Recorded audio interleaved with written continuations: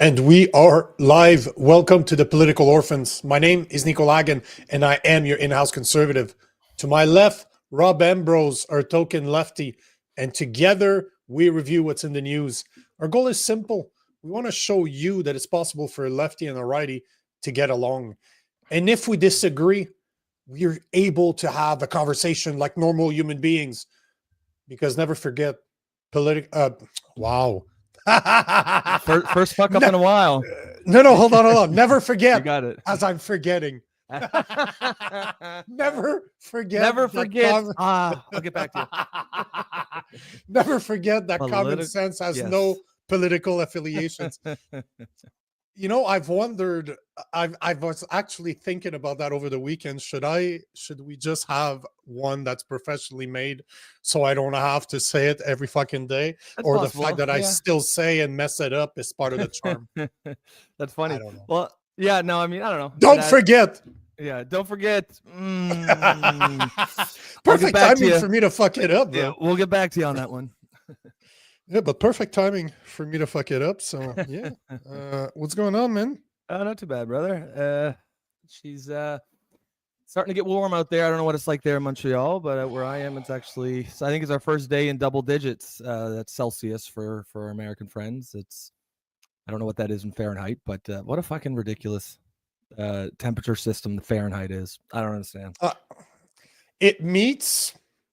Celsius and Fahrenheit meet somewhere at the bottom, like minus 40. It's like minus 40 is the same. Is minus 40 Celsius, and they meet somewhere in the upper echelons too. But the system makes no sense to me. Yeah. I just can tell you, like, I know that if you tell me it's 80 outside, you'll be comfortable. Like, you can wear shorts. Do you know what I'm saying? Like, I know my like 50, it kind of sucks. Like 50, 40s, it's not pleasant. Wear a coat. But I can't tell you what, like, I'm not able to translate it into Celsius off the top of my head. It's some weird calculation. Doesn't make sense. Like divide by 2, add 30, you know, fucking multiply it by a fourth. It's some fucked up shit. Cheryl, how's it going? How you doing today? Cheryl, what is going on? We're just waiting for Prairie now. What's the so, you know what, let's talk questions. And you guys will understand why later on. But do you think that Bill Maher is right, that the left needs to go back to classical liberalism? Because this is what he talks about all the time, right? He calls himself a classic liberal.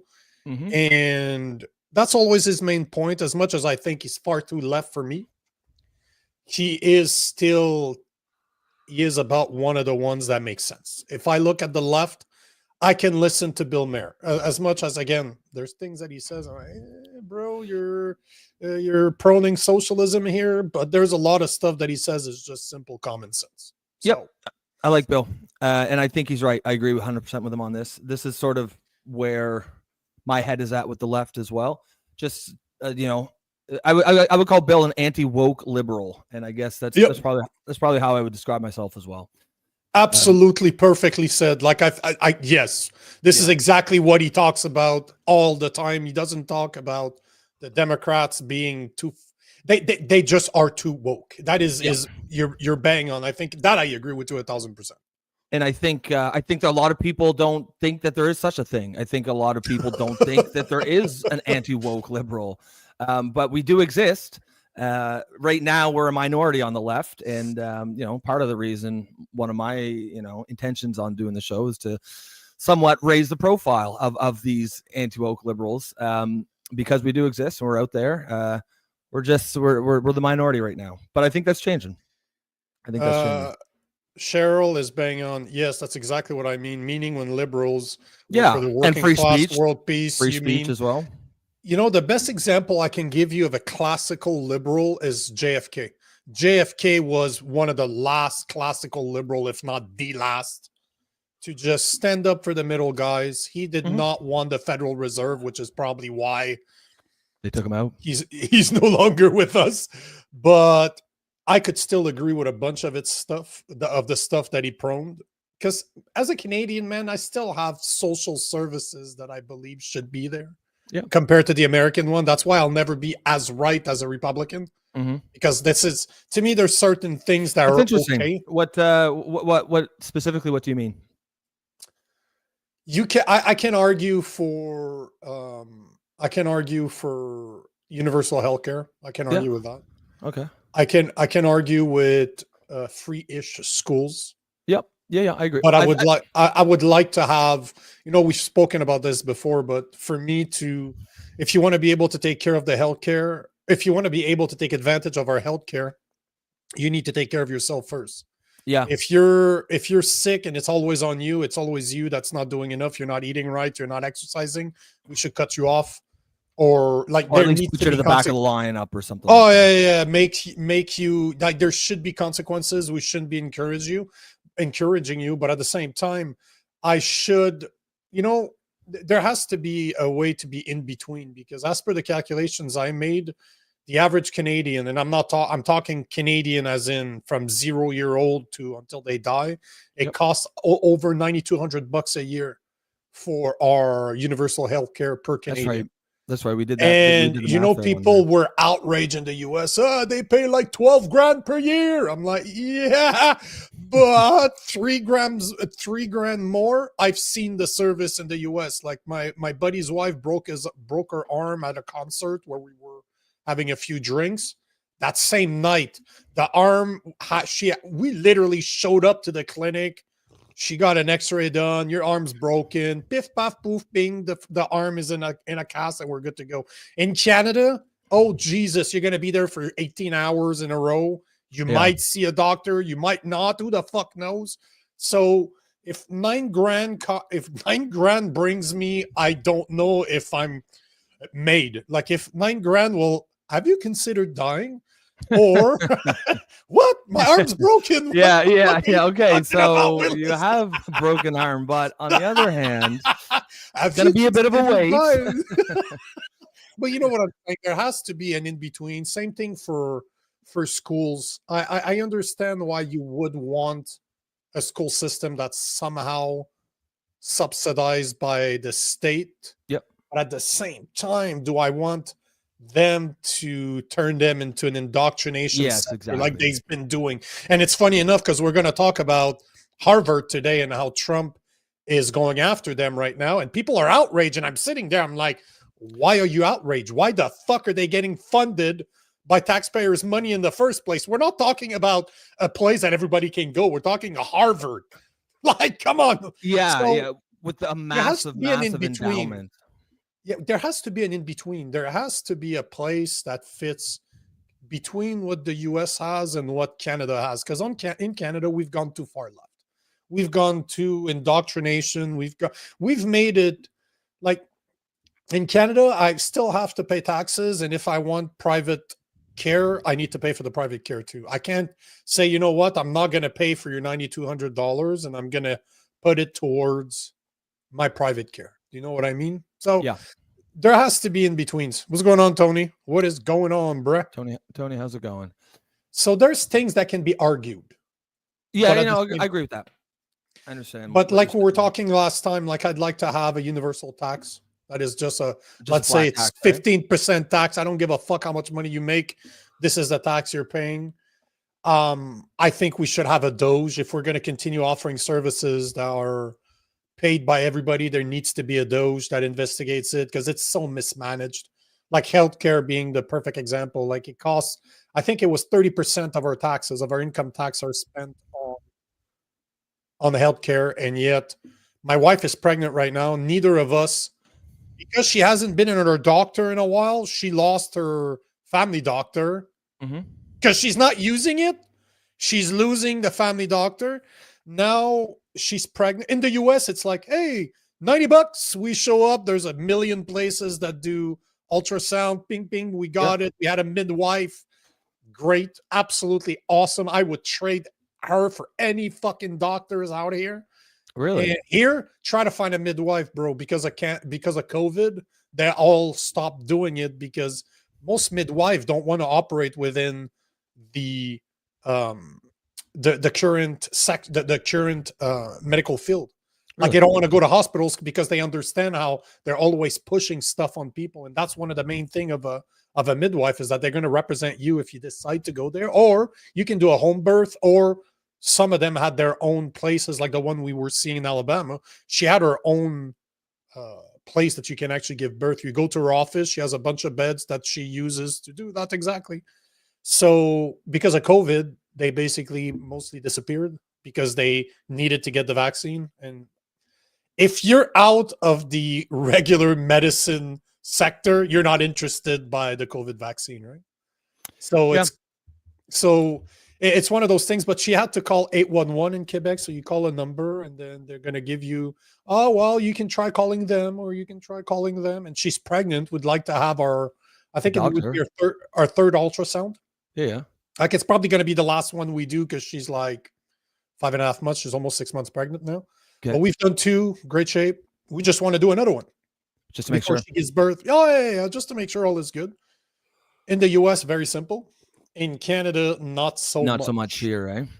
Yeah, that's annoying. So well, yeah, and we have elderly population too, so they tend to overcrowd the system too. Like, no disrespect to them, but those fucking baby boomers and above, not only are they fucking us on the political spectrum by voting for the liberals, but they're also hugging the medical.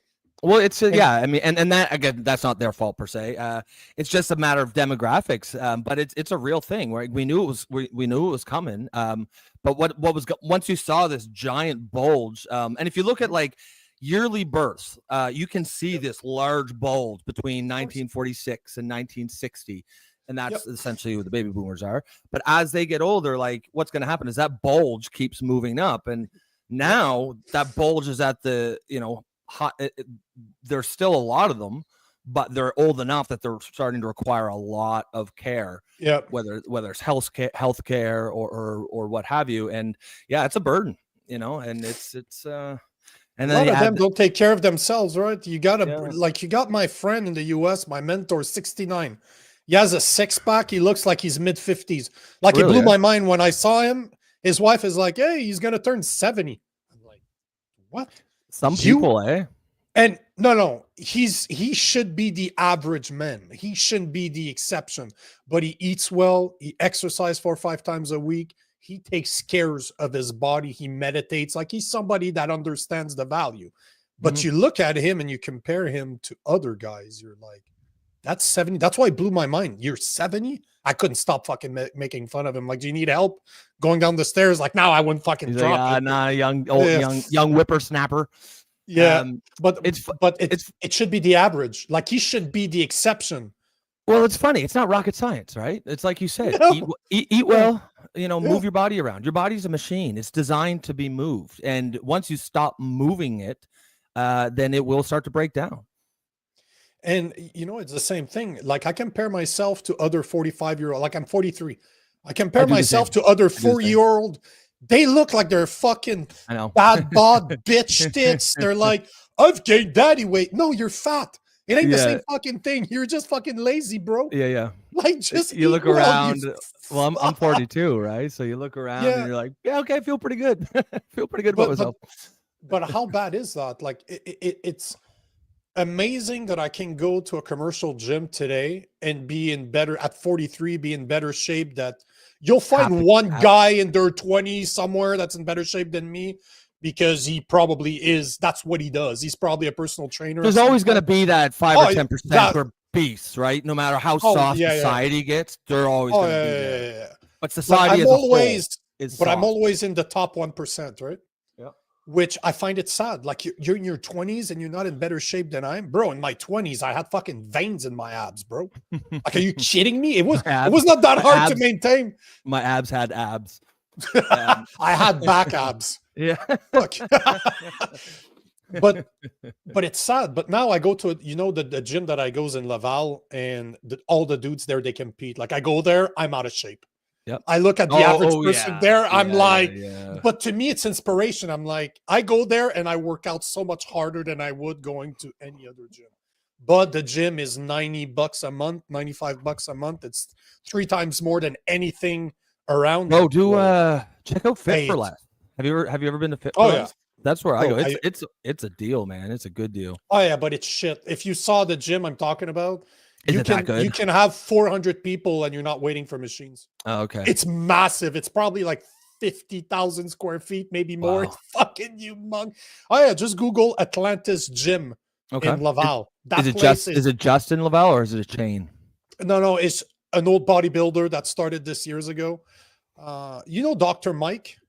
Like the guy that always really does those familiar. buff videos. He's bald. He's always doing exercise stuff. He's very outspoken either way. I Oh, think he's yes, friends- I do know who you're He's talking friends with the owner of that gym. He was at that gym not too long ago. Like the gym is amazing. It is the best gym I've ever seen. And you should see the women over there. about. Oh, yeah. They all compete. Like the Yeah. women there are, you know, the Instagram dream they sell you. That's them. That's all them. The guys That's same what they thing. The train. Instagram And it's a scene, influencers, right? Yeah. Oh, yeah. They all have their cameras. They show up. They all Yeah. set up there. Like it is the gym for man. Whoever supplies that gym and steroids is fucking making a killing. It's funny because in my gym they've got those, the sharps containers in the bathroom. Yes, the But yellow. there's cards. there's not one insulin needle in there at all. There's no diabetics whatsoever. It's all the long ones. Which I is, used to of go to course- Fitness for Less. There's one right next to where I am. Yeah. But I got so annoyed by the 15-year-olds showing up there after school, and they're like 4 of them sitting at a machine. I just want to Yes. smack them all. Like, get the fuck out of here, midgets. Yeah. Like, fuck Yeah, off. yeah. Go back to your leave me. Let the boys actually work out. Shut the fuck up. Move. Fucking rugrats. Yeah. Oh yeah. Go But back to hey, school. at least they're doing something, so I can't be mad. But yeah. But that was a tangent. Oh, take care of yourself. That's all. Yes. You know, subsidizing subsidizing gyms could be a like good that idea. idea. Yeah. If let's say you're making under a certain amount, could be You can cheaper. claim it on your taxes or something like that. See that I like that. We talked about this before. Yep. If you go to the gym, you Get a can deduction get some or of your something. taxes deduction. Yep. If you eat well, if you go to your doctor and your doctor gives you a certain amount on a score of 100, That's deducted. actually interesting. yeah. Yeah. Damn. Let's run. Well, Let's change especially- the system. Especially in a country where you have universal health care, the government has a vested interest in incentivizing those sorts of things, right? Yep. I kind of like that idea, actually. Of course, like where you have, whether it's a certain like metrics, if your blood pressure is below a certain point. Yeah. Blah, blah, blah. Now, the left would freak the fuck out. It's ableist. Like, fuck off. That's one of the problems with the left is like it's incentivizing mediocrity, and it cuts at the knees any type of excelling. And I just think that's a real shitty way to structure your society, because you will eventually be that. You will eventually be a mediocre society, and you can make the case that that's where we are. It's like, when's the last time you saw somebody that's really in shape call for overtaxing millionaires and billionaires, saying, "We don't need that much."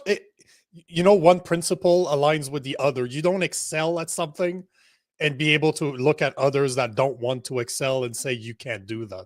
It's always the haters that hate, right? It's very interesting when you think about it. Oh yeah, but Tony, I feel you, bro. What's Tony saying? My 69-year-old father-in-law, he's in better shape than I will ever be. Either you're really bad shape, bro, or he's in phenomenal shape. But you're right, bro. One of the first guys I met years and years ago, I was barely 22, 23, show up to the gym 5 o'clock before going to work. The dude had to be the age of my buddy, like around 70 years old, 6-pack. Not the biggest of guys. Probably like, like a 5'10", 175-pound ripped, but like a 5'9", 5'10", 170-ish, like just shredded. No body fat. Yeah. No. He walked around probably like a 10% body fat, and he's 70 years old. So that motherfucker worked for that shit. Okay. Like this is, in your 20s, if you exercise, if you did martial art at the level I did, like you're training 5 times a week, 2 hours a day. bro, I could eat whatever the fuck I wanted. I'd be shredded. It doesn't matter. Well, fuck. What's the name of that swimmer? The like the big like the Michael Phelps. Phelps, yeah. Apparently, when he's training, he was consuming like 20,000 calories a day or something ridiculous. Go check his pre-training breakfast. You will flip. It's like 10,000 calories. And you know what's crazy too is he's like his breakfast was pretty like healthy, nutritious, but he said other than that, he didn't necessarily eat clean. He just said any calories. His breakfast wasn't even. It was pancakes with chocolate chips with maple syrup. Yeah, like he just calories, no matter what. He knew he was going to burn it, so it didn't matter. Well, but see, and this is the difference, right? We should kill this conversation because I can go for hours on this subject. But at one point, calories in, calories out is incorrect, right?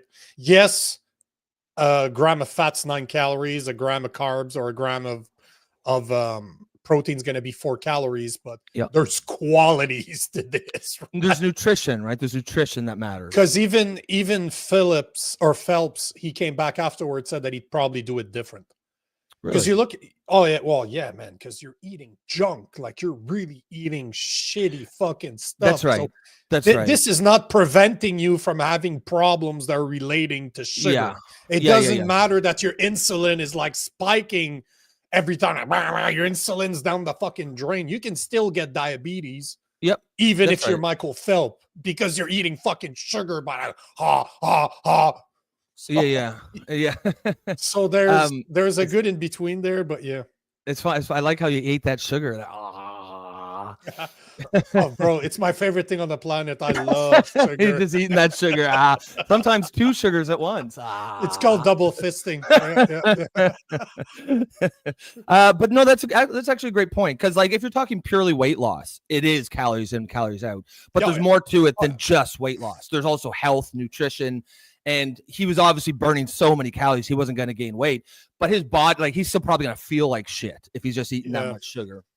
Yeah.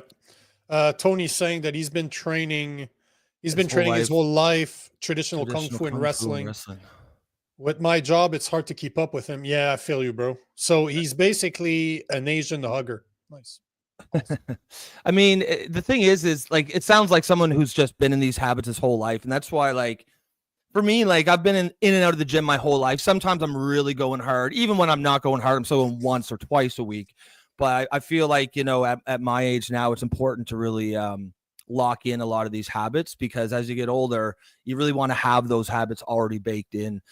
You know, if you're 50 and 60 and then starting to pick up the gym or getting fit, it's definitely not where you want to be. What Tony's dad is doing is definitely the right way to do it. Yeah. You know, there was an article a long time ago that I read. He was saying that one of the most important thing that you need as you get older is grip strength and balance. Both things that you can work at the gym, because balance, you know, if you fall as an elderly, this is where you get really injured, and because your body obviously doesn't recuperate as fast. And grip strength, if you're gonna fall. Does that help you when you're eating that sugar there? No, that's about the I know. Softness of my hands. I'm all full of calluses, bro. Like, I would not be pleasant for dicks. But you know what I'm saying? Like, right? the equivalent of like a lesbian with long nails, right? Oh, the smell attached to that too. Huh? It's gonna be funky after a while. But the grip strength is super important, and that's one thing I really have is I have a very strong grip because of martial art. You're used to always being, of course, because you're always moving body around, right? Like wrestling. Why do you think the guys are so strong? Because they're literally moving full-grown men around. That's all they're doing, is literally picking up and slamming people and trying to dominate people. So their strength, when they close that grip, you're not opening it, man. Yeah, agreed. You know, and I with think Tony on that one too, bro. I couldn't agree here. Sugar is probably the hardest thing. Well, it's. I mean, there's a reason. It's harder it's hard. Did you know that it's harder to quit than cocaine? I believe it. I believe it. Yeah, it is. Absolutely. There's a good reason why it's everywhere, bro.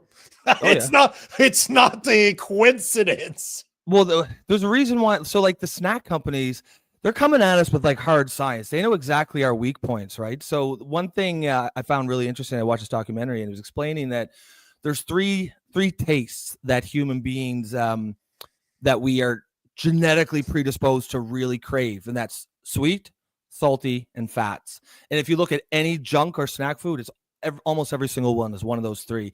Because back in the day when, what our ancient ancestors lived, though all those tastes were hard to find. You got your fats from hunting animals, sweets from maybe, honey, like honey at a beehive or something, and salt, you couldn't go to the store and buy it. So they were all hard.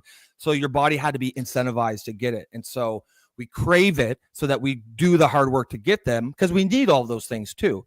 Now, fast forward to today, where anyone can walk down to the store and get any of those tastes as much as they want, but our bodies are still in that scarcity mindset. And the snack companies know this, and they're playing our own biology against us, and that's why it's so hard. Oh, of course, they're not stupid. If one thing they're not is stupid, right? No. So let 25 minutes in. This is the hardest. This is the part that we always struggle on. To be fair, I like this. So I think people like this. I think because you never know what the fuck we're going to talk about in the first 20 minutes. It could be literally anything. Surprise! Yeah, surprise, motherfucker. So what do we got today?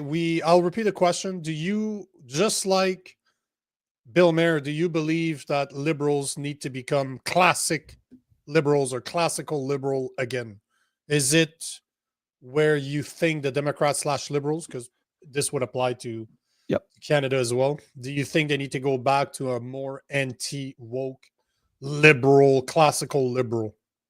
And I guess I feel like a lot of people might not like. I feel like if you say anti-woke is liberal is the same as classical liberal, people might get it a little more. And of course, I want to hear everyone's answer on this. But I'd really like to hear any lefties or liberals out there, people on the left, what your take is on this, for sure. Because for me, it's just duh. I've been talking about this. Yeah, I feel like every righty's going to be like, motherfucker, duh. Yeah. Duh. Obviously, but I also enjoy Bill Maher. As much as I disagree with him, I do agree with him on a lot of things. Well, you know why? Because he's fair. Like, he's fair-minded. You may not agree with him, but he has actually spent some time thinking about his positions. And you may not, Plus again, he smokes cigars. Yeah. Like on this show. He does smoke cigar. I love it. Oh yeah, I'm such a fan. I like that. For me, like I don't care if I agree. If you disagree with me, that's fine. All I care about is that if I can tell you've spent some time thinking about your opinion and you can show me the work. Yeah. If you can explain how you got there, even if I don't agree. Like we're not going to go down the rabbit hole, but abortion is a good example. Like when you say you believe life begins at conception, that's your word. Like. And this is where the debate is. I don't necessarily agree with that, right? But I can understand it. Once I know that fact, it makes perfect sense that you would be pro-life, because of course anyone would be if they believe that. That's always the biggest argument. If you boil it down to the common denominator, it's always where does life when does life begin? Exactly. 100%. And all the people have moved that timeline. Yep. Where's that timeline from day of conception to I'm born already, right? Yeah. Where's the timeline sitting? It was somewhere between those 2 points. That's what I'm saying. So I think the vast majority, and you're born. Yeah. And I would think the vast majority, even of liberals, would sit somewhere within the first 3 months. There's not many people who think 8-month abortions are okay. I certainly don't think that's okay. Like if you could prove that life starts at conception. If you could prove it, I would be pro-life too. But that's my point. Like you would decimate the abortion argument, because now you could simply say that you want to murder your child. That's right. Exactly. So that is a pill that they don't want to hear, right? Yes. Yeah. Yeah. And I know because I've used it multiple times. Few things before we really get started. 28 minutes in. Tomorrow we will be having Dr. Andy Kaufman with us, 1 p.m. So make sure, if you do not know who Andy Kaufman is, he's a doctor, Canadian doctor, actually. And he was very, very known, or still is, for his stance on the lockdowns, the vaccinations. He is a very, he's out there. I'm a fan of He Andrew just looks Kaufman, like he's out there, right? And he has like an MIT degree in microbiology, so he's not just one of those idiots that he's not like me that researched it online. He actually studied it. Yeah. But he's a big fan of natural medicine. He's a guy that will talk about the establishment, the way that the education system is working now with trust the science. That's his biggest problem, right? Is that we're not allowed to question the science anymore. And I the agree with him science on has that. been settled. Yeah. I completely agree with him on that. So I'm curious to see like the political aspects. I really want to. We're still going to we're still going to finish the questions, but I'd be curious to see his mindset on what he thinks RFK is going to do. Yeah, because there's not a lot of people that sit somewhere in the middle that disagree with RFK, right? We're just like, where is it going to go? So we'll see. We're talking to Andy Kaufman tomorrow. Rob is not there on Thursday, right? No, I won't be here Thursday. Thursday, but I will be here Thursday night for debate coverage, which is actually a good segue. 6:45. Yeah, 6:45 Eastern time. Tune in here because we are going to have live debate coverage. We're going to play it. We're going to stream it here on the show, and we're going to comment on it. So you don't really have to go anywhere else. You're going to see the entire debate if you just tune in with us. Show up, bring your popcorn. Yeah, it's just going to be a watch party. Shoot the shit, throw your. It'll be a little more informal probably than the show. Because our show is so formal. Yeah, that's right. Jesus, what's more informal than this? Like, we're just gonna show up with no pants on. Exactly. Yeah. Like, whatever. I'll pick my nose on camera. Yeah, it's really informal. Yeah, just take a dump. I'll bring the camera into the bathroom with like me. You're coming with us on this shit. So I don't know what is less informal. But yeah, that's a great point. That's a great point. Because we're so formal. We literally could not. Yeah, if we were any less formal, we'd be banned because it'd just be fucking pornography or something. Yeah, basically. Yeah. Another thing to mention: Wednesday next week, we will be having Kilmar Betts. He is the host of Awake and Winning podcast, which is, I would argue, probably the biggest podcast in Canada. That's not the left. Like, okay, he's somewhere in the middle. But he's 1% in the world when it comes to his podcast. So his podcast is he's out there. Like he's interviewed some of the biggest names out there. Like he's a very political guy. So I'm really curious to see what his opinion I think that'll be really coming. Cool. I think that'll be really cool. Because he just released an episode with Maxime Bernier, I think this morning. Nice. I saw that on this page. So nice. So tomorrow we have Dr. Andy Kaufman. Thursday, Rob's not there. He's being replaced by Jason D. So instead of J-Dog, he's going to be there on Thursday. We are covering the debate on Thursday, 6:45 p.m. Eastern time. Wednesday next week, we have Kilmar Betts, the host of Awake and Winning. And on the 28th, we will be doing live. We haven't figured out the format yet, but we want to cover the election, whatever the fuck that means. So we will be live covering the election, but during the day, so Monday the 28th, there will be no show between noon and 2. I'm traveling to Kelowna, so it kind of works for me because it allows me to take an earlier flight. Yep. But yeah, just to say that I got a feeling this show might be long because if we're covering, I think so. It won't be long. So. I assume that it will be. Is that a Wednesday? Thursday. Thursday. Okay. And just what am I saying? It's a Monday. What the fuck am I saying? Monday. Okay. It's Monday the 28th. We were both literally as far off as you could get. It's a Thursday. What are you talking about, Willis? No, it's a Monday. What you talking about, Willis? But yeah, and Andy Kaufman, I think it'll be kind of cool. So, just for the audience, he's. I'm sure. I don't know if he would. I don't know. Does he embrace the label anti-vax or does he not? Because that's what some people will call him. Oh, that is how he's referred to. Yes. Yeah. 100%. So I mean, I'm definitely going to ask him some questions that are, I want to get to where he's going or where he's thinking. I'm not anti-vax, but I am definitely skeptical. And one thing I think we all agree on is I'm very skeptical of any type of like anytime you have something that shuts down any conversation, any questions about safety about a drug that they are also forcing us to take. I'm very skeptical of this. Joe Stradamus, yeah, he's anti-vax. I love it. Well played, sir. Yeah, well played. Yeah, that's a great. That's one. Great. That's anti-vax. You should. If that were me, I would make that my Twitter name. We should suggest it to him tomorrow. Man, I've had a good conversation with him already. He's just a cool bro. Like he's just a cool dude.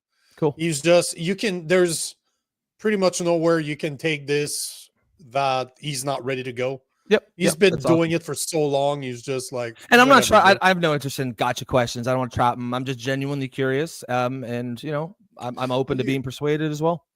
You can try to catch him. He's a smart kid, though. Cool. Like, he is not an idiot. So don't be, if it backfires on you, that's on you. I'm just saying. No, yeah, and I mean, I would never. I'm not really interested in that kind of thing, anyways. I'll ask tough questions for sure, just because I myself want to be. Yeah, as you should. Yep.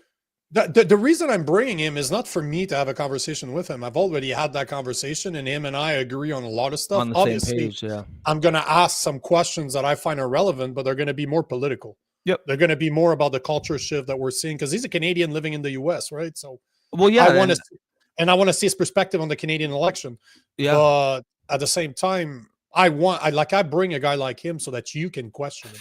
Yeah, that's gonna be a great show. I'm really excited for it. Yeah, he's a cool dude. And this other one next week, the Kaler. Am I correct in that'll be probably less like an interview and more just like he'll be sort of on here doing the same thing as we're like? Are we going to do a normal show just with him on it, and then let it go to wherever the conversation wants to go? A little bit of both, I think, okay. because he's a, he's a Canadian, so he is a bit more left than right. Do you know what I mean? Like, yeah. But he also maybe in between me and you. Yeah. No, I don't know. You'll see. It'll be cool. It'll be cool. We've had some very interesting conversations, him and I, and we agree on a lot of things. Like, we literally recorded on his podcast last week for an hour and a half off of 3 points that I made in the first 3 minutes of the interview. Yeah. He asked me a question. I said 3 things. He talked about Trump and Canada politics. I don't remember the exact question, but literally for more than an hour and 20 minutes, we spoke about the 3 comments that I made. And we broke them down and actually went on conversation. And some of the stuff we don't agree with. I don't agree with him. He does not agree with me. He pushed back. But I'm able to have a conversation with this guy the way I'm able to have a conversation with you. Yep. He's more conservative than liberal. Okay. But I'm more right than him. Like, I'm more conservative than he is. Yeah. But at the same time, he understood what I meant. And I can relate to what he was saying. As much as we don't agree, I see where he's coming from. You know what I mean? And that's what's really important. I mean, that's what we try to do in this show. Kind of what we just did with the abortion thing. Like, yeah, we don't agree, but like we understand where each other's coming from. And that, I feel like when you do it that way, then you get out of this stuff, well, you know, thinking the other person's a monster, you know, because they don't agree with you, right? Like, you understand, you know, they show their work. And I think we need to get back to, essentially, that's what we're trying to model on this show. And it sounds like this guy is a perfect. He's a common sense guy. Yep, he's a very, very common sense. And I got all the time in the world for that. I don't care where you are on the spectrum. He would be the type of guy that would probably be able to convince you to vote for Pierre Poilievre. Do you know what I mean? Yeah. Like, but he also likes Maxime Bernier, but he knows he can't win. And that's the calculation, right? Let me say this, because we can approach this and maybe you can think about that. Okay. There's something I wanted to actually talk about and I completely forgot. He said something on the show that we did together. It hasn't been released yet, but he asked me a question, and it's interesting because we've talked about RFK, we've talked about Tulsi Gabbard, we've talked about Elon Musk joining Trump, even though they're Democrats.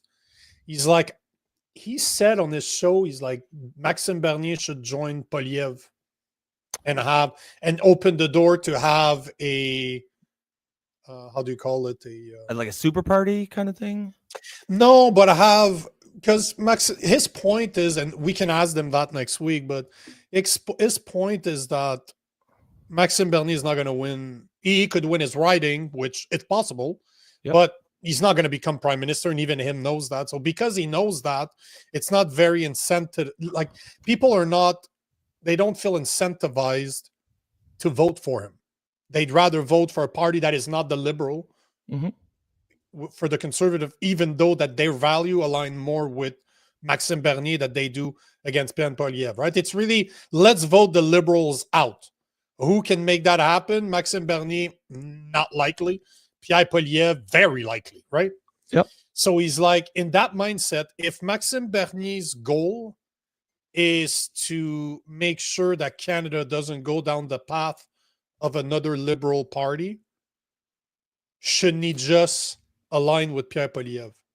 That was basically and I'm like, fuck. It's an interesting, yeah, because as much as, hey, Sylvie, what's going on? By the way, thanks for sending me that article earlier. Awesome. But Max and Pierre Poilievre don't have the same vision, convictions, and values. And I agree with you 1,000%. I totally agree. But at the same time, you could say the same thing about Tulsi Gabbard and Donald Trump. You could say the same thing about RFK and Donald Trump. And I'm sure that right now you go to RFK and you ask him, would you make a better president than Donald Trump? And he's going to tell you yes right off the bat. Of course. So that's my point. Like, it could be like a short-term alliance just based on the environment in the moment, right? Because I agree with Sylvie 100%. Like, Maxime Bernier and Pierre Poilievre are not the same people at all. They do not. I align more with Maxime Bernier than I do with Pierre Poilievre. No questions about it. But I bet they strongly align with not wanting liberals to into office, though. And his point kind of, I had never considered it until then, yet I've spoken about how it was awesome for Trump to be able to get RFK, Tulsi Gabbard, and Elon Musk, yet and that had never occurred to me that by associating with them, he could make sure that the liberals don't win, right? Yep. It was just, we'll talk about it next week. I just thought it was interesting because I didn't think about it. And I was actually, bro, I gotta think about this one, because if I was in his place, would I do it or not? Do you do it for you to become prime minister, for your party to gain seats, or what matters to you is to prevent the liberals from becoming the next party that's going to continue the job that Trudeau started? Right? Well, and you can, I mean, I'm sure his main calculation is what's right for the country, but you could also make the case that if he's not done with politics, if he wants to stay in, maybe something like that, he gets a cabinet post or something, or becomes part of that. That's exactly what he was implying, as in, would you make it happen if he gives you whatever cap, just like he did with a Tulsi Gabbard and RFK, like he's doing with and that's Elon politics. Musk. That's how I just thought it was works. a question because for some reason it had never occurred to me, because they're so different, but yet RFK is very different from a Trump, right? Yeah, and if you ask absolutely. him, and that's the point that he made. He's like, ask RFK right now if he thinks he'd make a better president than Trump, and of course he's going to say yes, right? Yeah, no, that'll be a great conversation. I'm looking forward to it. Let's take a few of these comments here. I'll get go for it, man. So Jason says free speech is not popular speech. Jason, I mean, we've all said that a few times on the show. That's that's a bedrock principle around here, and you're absolutely correct. You do not need to protect popular speech because it's by nature is popular. The only point of having free speech is to protect the unpopular version. He says more like me. I believe he's talking about Kaler there, suggesting. Yep. So, I think Kaler is a bit more to the right than you, Jason, but not by much. And it's funny because we still talk in these terms left, right, because we, it still makes some sense and we all know what we mean. But in a lot of ways, I think that way of looking at politics doesn't really make as much sense as it did 10, 20, 30, 40 years ago. So it just makes it simpler to understand. Yeah, you can understand some core things. There's usually a but attached to it, right? Like, I'm a liberal, but I'm not woke. Or I'm a conservative, but I do, like you said, I'm conservative, but I think there's a place for certain social services or something like that. Kaler Betts would be a conservative that has no problem with abortion, if I could describe him. Yeah. So that's why he's between you and I, because there are things that I don't agree with. Yep. He's a spiritual guy, which is another thing that not necessarily religious. So is that what you mean? I didn't push a question. It was not like it's irrelevant to me. Like it's absolutely irrelevant to me. Just like you would support somebody to be a Christian. Absolutely. If it's so you know what I mean? Like this is not just by the way, I can recognize the language of a Christian without you don't need to tell me you're a Christian and I recognize you because you'll use word like serving. The average person never uses the word serving. So as long as you tell me, oh yeah, I serve others, I'm like, you're a Christian. Well, it's kind of how you can recognize a Muslim by whether they're praying in the middle of the street or not. Hello. Shutting down traffic. God damn. Take more questions so that we can actually take some more comments. God damn it. Wow, good for you. That was a good one. I was going to say you can recognize a Muslim because they're exploding, but Yeah. Buzzing. but that's not my joke. I recycled this from, I think it was Andrew Schultz that said Of that. course. But I like that guy. He's funny. he's awesome. If there's one comedian I want to see, and even my wife reminded me yesterday, he's like, if we're ever close, wherever we are in the world, we're fucking going to see him. Yeah. I agree with you. Well, that may be Dave Chappelle, just because like it's Dave Chappelle, right? Yeah. And you know, it's funny because Dave Chappelle's a lot more left than me, but I can still appreciate his humor. He's also common sense too. He's ballsy, bro. Yeah. And I respect the fact that he walked away from $50 million back that was wild, the beginning of the 2000s. When he had that show, the Chappelle show. He's like, yep, I'm not taking that money because you guys don't understand my humor. He stepped away from the scene. Like, that is such a baller move to make. And I think there's only so much comedy. Even the best comedians in the world can you can't just keep creating gold like again and again and again. And I think by the second season, he knew that he had used up everything that he had. I'm sure he could slowly build it up, but like for the third, fourth season, he knew the quality was going to go way down. He did perfect. He didn't want to do it. Yeah. Yep. Yeah. I got a lot of respect. But the black supremacist. Oh, the blind one, the blind black supremacist. The guy that doesn't know he's black. That has to be one of my favorite skits. The same with right. shit. It's right. Yeah. Oh yeah, exactly. Yeah. He divorces his wife because she was an N lover.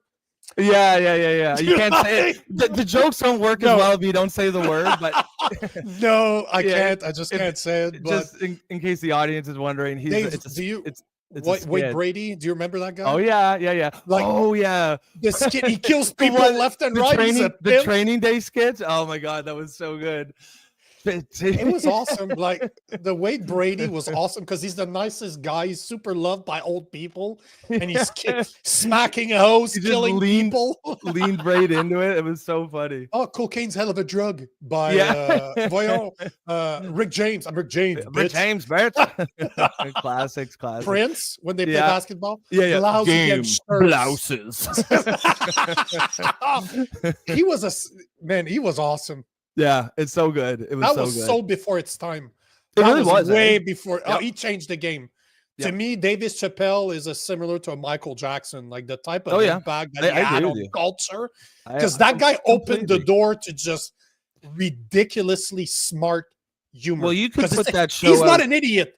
He's very smart in what he said, but he made it sound fucking funny. Outrageous. Oh yeah, but it was. And those are the best comedians, like a George Carlin or something, who are intelligent, right? That's the god of comedy, if you ask me. Yeah. But yeah, it's funny. You could take the Chappelle show, not change a bit of it, plunk it in to today, and it would be just as popular. All the jokes still work. Everything still works. In fact, they probably work more. Weird. It's just weird to see David Chappelle super skinny now that he weighs like 230 pounds of muscle. That dude has gained so much weight in the gym, bro. It's insane. Oh, he's huge, eh? Dave Chappelle's he's pretty short, and I think he's got that thing where short guys want to be. Yeah. Well, you would know about that, but, bro. I'm 5'10". I'm like not. You're 5'9". We've established that. Stop selling the 5'10". 5'10" with my heels on. Yeah. Stop selling that shit. I'm gonna show my ID here. No, Dave Chappelle's my height, bro. He's like 6. I'm 6'1". He's 6 feet tall. No, he's not. Is he? Of course. Oh yeah, he's not a small guy, man. Really? I always picture him as small. Maybe he looks too big for his height though. Like he looks like he put on too much muscle. It doesn't look like. I don't think it looks proportional. You're just a hater, bro. Yes. Stop hating the player, bro. So see, this is Dave Chappelle. Like he's actually. Oh, actually, that looks pretty good. That doesn't look bad. I don't know. It's just that I feel like you remember. It works. Oh shit! Yeah, the skinny Dave Chappelle works better for his comedy though. Like he's funnier. But look at the size. Like his arms now are the size of his fucking waist back in the day. Yeah, but his head's the same size. His head didn't change at all. Well, it's hard to grow your head, bro. Yeah. Yes, it is. My God damn it! I've tried. Yeah. So Sylvie says PP Polyev only wants to win. That's the #1 goal. Yeah, so that might be a reason why he might consider something like this. We're talking about Maxime a merger. Bernier. With him and Maxime Bernier. Sylvia says, what if the question was reversed? Poilievre joining Max? I don't see why he would do. I mean, you could call it a merger if you want. It doesn't have to be one going to the other. But Maxim's not winning. His party's not doing. Yeah, there's well no right incentive now, for so Poilievre to do that. No, especially not that the new polls are all showing him as he's beating the Liberals finally in the polls. Yeah, that's interesting. What's interesting is I didn't really, I just don't believe the polls at all. Not because I don't think they're like lying per se. I just think the methodology of polling doesn't really work these days. We're asking old people that are mostly CBC followers. Yep. They're young people in the top 60. If they're top 60 and they're voting and they're neck to neck, that means the conservative are destroying the Liberals, like completely dismantling them in the polls. And I think that's what it is. Personally, I don't think it's a close race at all. Well, if it mimics anything like the U.S. election, right? Up until the day of the election, it would look neck and neck, and then Trump just blew her out of the water. Oh, it was nowhere close. Tony says Maxime Bernier's candidate in my riding isn't going to win, but I can't, with good conscience, vote for Poilievre regardless of splitting the vote. And that's entirely, you're right. I don't think anyone should be shamed for anything. If you feel that Poilievre hasn't earned your vote, don't vote for him. You don't owe him anything. That's another thing that bothers the shit out of me. Attitude really turns people off. But it's like it's the same attitude that the Democrats have in the U.S. for black voters. It's like they owe them the vote. Why? I don't vote. I don't owe my vote to anybody. Yep. Nobody. Yep. If you deserve my vote, awesome. But I don't know. I don't even know if I'm gonna go vote. But I don't know if I'm just gonna fold it and shove it in the envelope and just say fuck you. Like I don't know. They don't have that option that we discussed. That's option I talked about. Yeah. We should discuss that next week with Kaler. Oh, that's a good point, man. Yeah, I'd be interested to see, especially if he likes it and he's got a platform and a big audience. Who knows? Yeah, he could steal my idea. Yeah, that's good. I don't care. Put it out there, man. I think it's a great idea. Put it out there, man. I don't care. We got it on tape that came here first. Tape. Show the tape. We've got it on VHS. Yes. Okay. Joe Stradamus says the only thing Trump did as a Republican was steal their carefully cultivated working class base. Other than that, he's like every other corrupt liberal Democrat. Yeah, I'd say you're right. I more or less agree with this. As we've talked many times, he isn't really a Republican by any ideological way. It's just they're the ones that took him in. And I think you're right. I think he essentially, his ticket into the Republican establishment was that he brought a large chunk of formerly Democratic working class voters with him who were furious about their jobs being offshore to China over the last 30 years. And not only was that happen, but the government could have really prevented a lot of that anger by having we're going to ship your job, but we're going to pay for retraining, or we're going to invest in your communities. But it wasn't anything like that. It was just your job's gone, hit the bricks, hope it works out for you. And for a lot of people, it didn't. And it's not a coincidence that the opiate crisis originated in that area, because a lot of people, they had nothing else. And all of a sudden, now at least they had this drug. And one thing, and again, we don't have to go down the rabbit hole. One thing a lot of people don't understand about opiates, it numbs emotional pain as well as physical. And that's why it seems to be, that's why a drug like that took off in that area. And when cocaine might not have, just because, it allows people who are hurting to not hurt. And if people have no options, then they're gonna, go on that full force. But it's also very easy to get. Because I've had quite a few surgeries over the years, and I don't take medication. Whatever you give me, I try to push it on you. Oh yeah, of course. I literally, just before I came back, I still have bottles from my last surgery. It was filled with oxycodone. I probably had 50 left in the bottle. Yep. And those go for about $10 a pop, like $5 to $10 a pop right now.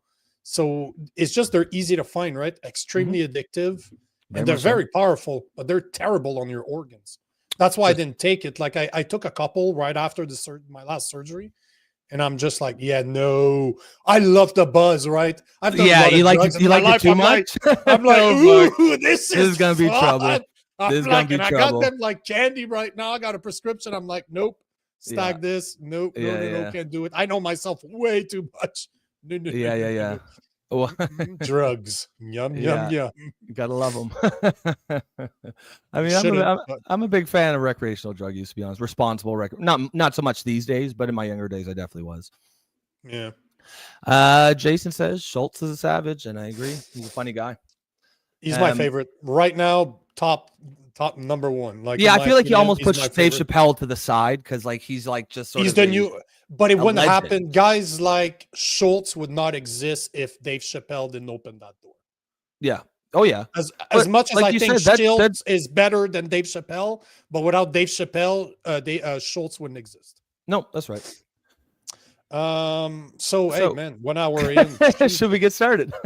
Yes. So few things. We're going to talk about Garcia, the fact, as it says at the bottom of the screen right now, that El Salvador President Bukele won't return Garcia, which is this one we have to follow because this one makes no fucking sense. Yep, I agree. I don't like at all where they're going with this. We're going to talk about the federal government freezing $2.3 billion in Harvard funds. I was like, how the fuck is Harvard getting $2.3 billion from the federal government? That's what blew my mind about that. Well, not even the like how, why the fuck do they even receive that money? Well, I got a little Russian Ukraine update for you guys. Okay. We wanted to speak about AOC. Supposedly she's going to run for president.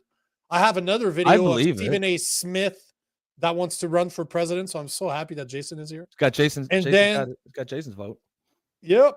And then Bill Maher has an opinion on people like them. Yep. Which works out perfectly. I'm so happy Jason is here. Yeah. I wanted to approach the subject that Sylvie sent us, Sylvie being Clown World. She sent me an article, which funny enough, you sent it to me this morning too, from Meghan Murphy in Canada. So she has some fucked up allegations regarding the federal government, which if that is true, that is literally election. It is true. It's just like, why did they do it? Was it a bank error? That sounds highly unlikely. But if she is correct, because I can only assume, of course, yes, that she is correct. But if she is correct, that is election interference. This is election interference 101. It's really messed up when you think about it. It's really problematic, and I don't really understand it. Like, it's not like it's not like the liberal government actually thinks the PPC is a threat. I don't know why they like. I feel like if anything, it might have been a mistake. Not in and that they do have a program like this, but they didn't mean to do it to her or something. But now she's raising the alarm. We'll see. We'll see. Dig into the article. Sure. We'll dig through it. Yep. And we also obviously have election coverage. So we got a few things, especially when it comes to freedom of speech in Canada, which Poliev is talking about something that's a bit messed up, and then Mark Carney acts like he wants to protect the Charter of Right, which almost peed my pants and lost the rest of my hair when I heard that this morning. But hey, well, what did you hear Carney the other day? He was giving a speech and he was talking about how X or social media is like just a cesspool of hate speech and blah blah, which is bullshit. And then he was like, "And we're going to take action," and didn't say anything else. But it's sort of like I like to have someone push before.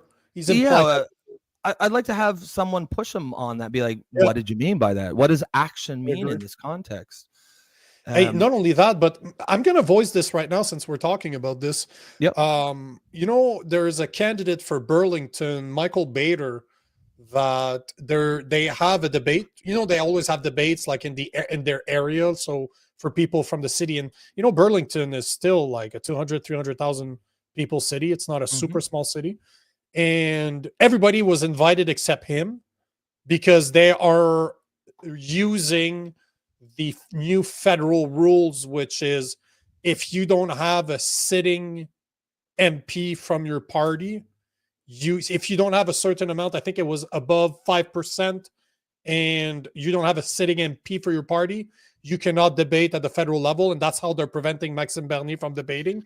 Now that city is saying the same thing for regular member of parliament. So not only the federal ones, just for him. So yesterday there was a debate. They refused to have him in. He organized a little protest outside of it, calling for free speech, which I love it. That's all he could do. And then Jason Lavigne this morning posted about how they had an organized debate in his area as well, because he's running for the PPC. Everybody except him, he's the only one that approved, and the other ones were too busy. And I'm like, you see two different type of censorship going on in Canada right now. The people organizing the debates are refusing to have certain people on them, like the PPC, because they don't have somebody elected from their party. And then you have another type of censorship where you have three different parties refusing to debate because they're too busy, which you know that they're censoring something. They're preventing someone from speaking. Because Jason, you've spoken to Jason, that guy, I would have loved to see him debate because he would have been good. I don't like that dude. Is just, he's a smart guy, extremely researched, and he's not scared to give his opinion, to say a big fuck you politely. So I would have loved to see it. It's just, it's unfortunate that we're seeing that in Canada. And that's my biggest problem. I don't, if it was the liberals that were getting censored, I would be saying the same thing. It's not because I like those guys that I'm saying this. It's because I like those guys and I follow them, so I'm aware of it. If it wasn't for them, I wouldn't be aware that this is going on. But I'm bringing up the fact that you can censor people without censoring people directly. You can prevent them from attending an organized debate, which is fucking censorship. Or then the three other people that were invited to the debate can refuse to go. Then you're still censoring the other person. But you know what I've heard between the grapevines, and I won't reveal who I've heard that from, but I've heard that from the Conservative Party, that they are encouraging their members not to participate in any debate. Really? Not to fuck it up. Not to fuck it up. Not to fuck up the way that because the Conservatives are winning right now. So they don't want them to say I don't like that. I don't like that. That could go back. No. Don't play it safe. Do not play it safe. I'm a fighter, bro. I fought as an amateur. To me, if you're in the ring, you're fighting. You're there to fight. Fucking fight, bro. You want to win the fight. And it's not even like playing. Polyev is playing. I don't want to lose. He's playing not to lose. And I anyone who's a big sports fan knows the second you do that, that's usually when you lose, right? Like that's that in any competition. The moment you switch to defensive, if you're winning, if you're gaining ground, which they are, why would you change? Go with what's working. Agreed, bro. I don't like that at all. No, me neither. So, well, again, we went on another rant. Got a little one. 1 minute. That's all right. Let's start with this. Unless you, Joe's saying that opium is the religion of the masses. It's a funny little play on words. It's from, I believe it's from the Communist Manifesto, where he says the religion is the opium of the masses. Yeah, no, that's a good play of words. Yeah, good play on words. Sylvia is saying they keep canceling the PPC from all angles, yet no one thinks they're a threat. Well, that's a good point. I could not agree with you more. Like, I totally agree. As much as I know that Maxime Bernier can't win, he deserves to be part of the federal the federal debate. No question. Well, yeah. I mean, I'm on the left, and I don't want anybody's voice silenced. I want to hear from everybody. She's also saying that Bader was pushed out of the debate. Who's Bader? And he's doing Michael Bader, the guy, the PPC. Okay. PPC, candidate out of Burlington. Okay. The CPC, the Conservative Party candidate in my writing, advised that she would not participate in any debates. That's exactly what I'm saying. I've heard that behind the closed doors of the Conservative Party, that they are encouraging their party members not to debate. When I said, like, I don't like that, it's possible that they're doing their own polling and that their numbers are a lot different. Because that might explain some things that we've sort of been like, why does Polyev seem like he's not trying to win, because he's behind in the polls, but maybe they're having different polling that's showing that, maybe they've been up the whole time. Oh no, but how's that relevant to debate? You're right. It isn't. I think you always got to fight no matter what. But I'm just saying it might make the strategy make a little more sense. Because if you go by the cowardly. It's fucking cowardly, if you ask me. This is just a coward tactic. You're scared to lose. You're not there to fucking win. If you're right on the issues, if you've got the right answers, and every politician should believe that they do, then you want to get out there and speak. You know, Trump proved it. He did not have to do everything that he did. He would have still won. But he still did it. He still did the interviews. He still did all the... Do you think he had to go to any other rally after getting shot? He didn't. No. He still appeared in public. So this is a thing. He did what was right, not what was easy. And this is one of my biggest gripe with the Conservative Party. They're cowards. They're cowards. They're cowards. They're cowards. Their leader's a coward. He doesn't stand up for anything. He's a flip-flopper, and he will say whatever's popular. He don't want to wrestle feathers. That's the problem with Poilievre, and it bothers me. Because if you're going to change a system, how can you actually change something that's so broken without pissing people off? I don't think Poilievre is trying to change the system. No, but this is my point, right? Yeah. Why the fuck would I vote? You know, my buddy said years ago, your friends should be the people you're going to go to a zombie apocalypse with. Build your team around you in case there's a zombie apocalypse. Who are the guys you want to have around you? And I've always loved that analogy. And obviously this came just before COVID. Yep. But now I look at a guy like Pierre Poilievre and I'm like, bro, I wouldn't follow you into a war because I know your bitch ass is not fighting. I know that. So why would I follow you in a war? Like, why would I follow you in battle? If I can't follow you, I'm never going to vote for you. You're not a leader. And that's how I see him. Yeah, that makes sense. But at the same time, what's better, the Conservative or the Liberals? Well, yeah, I mean, that's a calculation you got to make. It's always about not the lesser of two evils. Right? At least, yeah. And I think a lot of people don't like that for politics. They always want to like the person they're voting for, but sometimes you gotta factor that stuff in. You know, I do think you have to live in the real world a little bit. So here we are. Let me find the first video. Yeah, let's start with El Salvador. First video, an hour, 7 minutes in. Yeah. I will always take this interaction with I agree. listeners. I agree. Absolutely. This is why I do at least this is why I do what I do. Yep. Here is the most I'll play it. This is just a fucking weird video. This is a video from NBC. They report what happened yesterday at the White House and the comments that were passed by Kilmar Bukele, the president of El Salvador, Trump, and I think Bondi is in there as well. It's just, I don't like this. I really don't like where they're going. President Trump welcoming the leader of El Salvador, Nayib Bukele, to the Oval Office. We have millions of people that should not be in this country. President Bukele has taken in alleged gang members deported from the U.S. and posted videos of their arrivals at a notorious prison. Among them, Kilmar Abrego Garcia, a father of 3 with a work permit in Maryland. A Justice Department prosecutor had said he was deported due to an administrative error. Bukele now says he won't send Abrego Garcia back. How can I smuggle a terrorist into the United States? I don't have the power to return him to the United States. The White House now argues he was not mistakenly deported. I don't like that at all.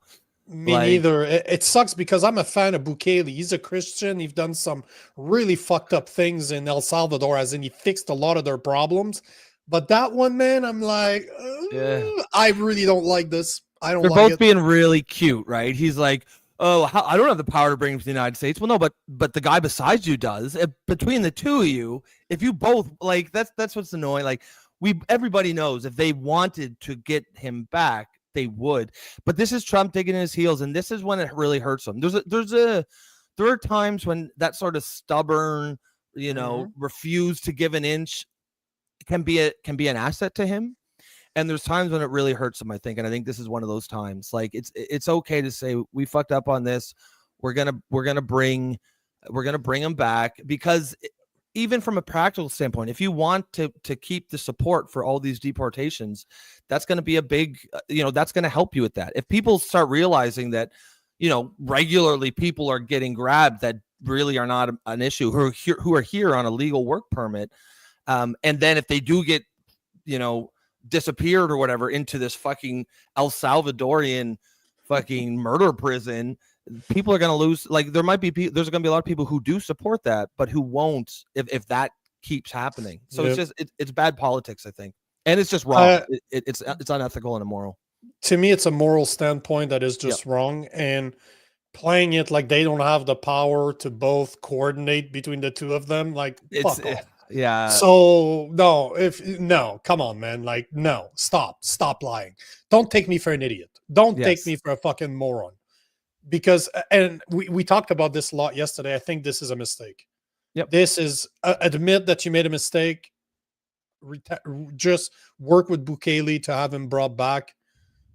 Compensate him if you need to, and just compensate as in Kilmar, and go forward. Because if you want to continue with your plan, that I agree with his plan on that one.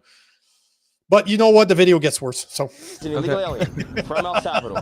Where was he sent? To El Salvador. The Trump administration says Abrego Garcia is a member of MS-13, a violent gang the White House has designated as a foreign terrorist organization. His family denies it, and he's never been charged criminally in the U.S. or El Salvador. President Trump, bring Kilmar home now. Late last week, the Supreme Court ordered the Trump administration to facilitate his return to the U.S. That's the order. The order is bring him back. But the White House doesn't see it that way. It's interpreting facilitate to mean there's no need for the U.S. to initiate his return, only help if El Salvador decides to do so. That's ridiculous. So this is the finger pointing, right? Oh, we cannot bring him back. How could we? We can only help. We can only help. Okay, then Bukele, can you bring him back? Oh no, I can't bring him back to the States. You're literally holding the hand of the guy that is literally right there, right now. Like no, but they're shaking hands and they're holding a bit too long. It's kind of weird, but you're holding hands right now with the guy that could fix it, like literally. Like right there. Like, and it makes him look weak. You know what I mean? Are you supposed to be this big, powerful leader? You can't fucking, between the two of you can't get someone out of prison and bring them back. You look weak. It's just weird, man. That whole thing is fishy as fuck. And I think it's just a cock measuring exercise, as in, I don't want to admit that that's exactly what it is. And then Bukele doesn't give a shit. Because they spoke privately, right? If Trump had said, "Hey, let's bring this guy back," Bukele, right in that moment, he would have said, "Yeah, we're going to send him back, no problem." But he's taking his cues from Trump, right? Trump told him to say he couldn't. So Bukele's being cute, playing everyone for idiots, and being like, nothing I can do.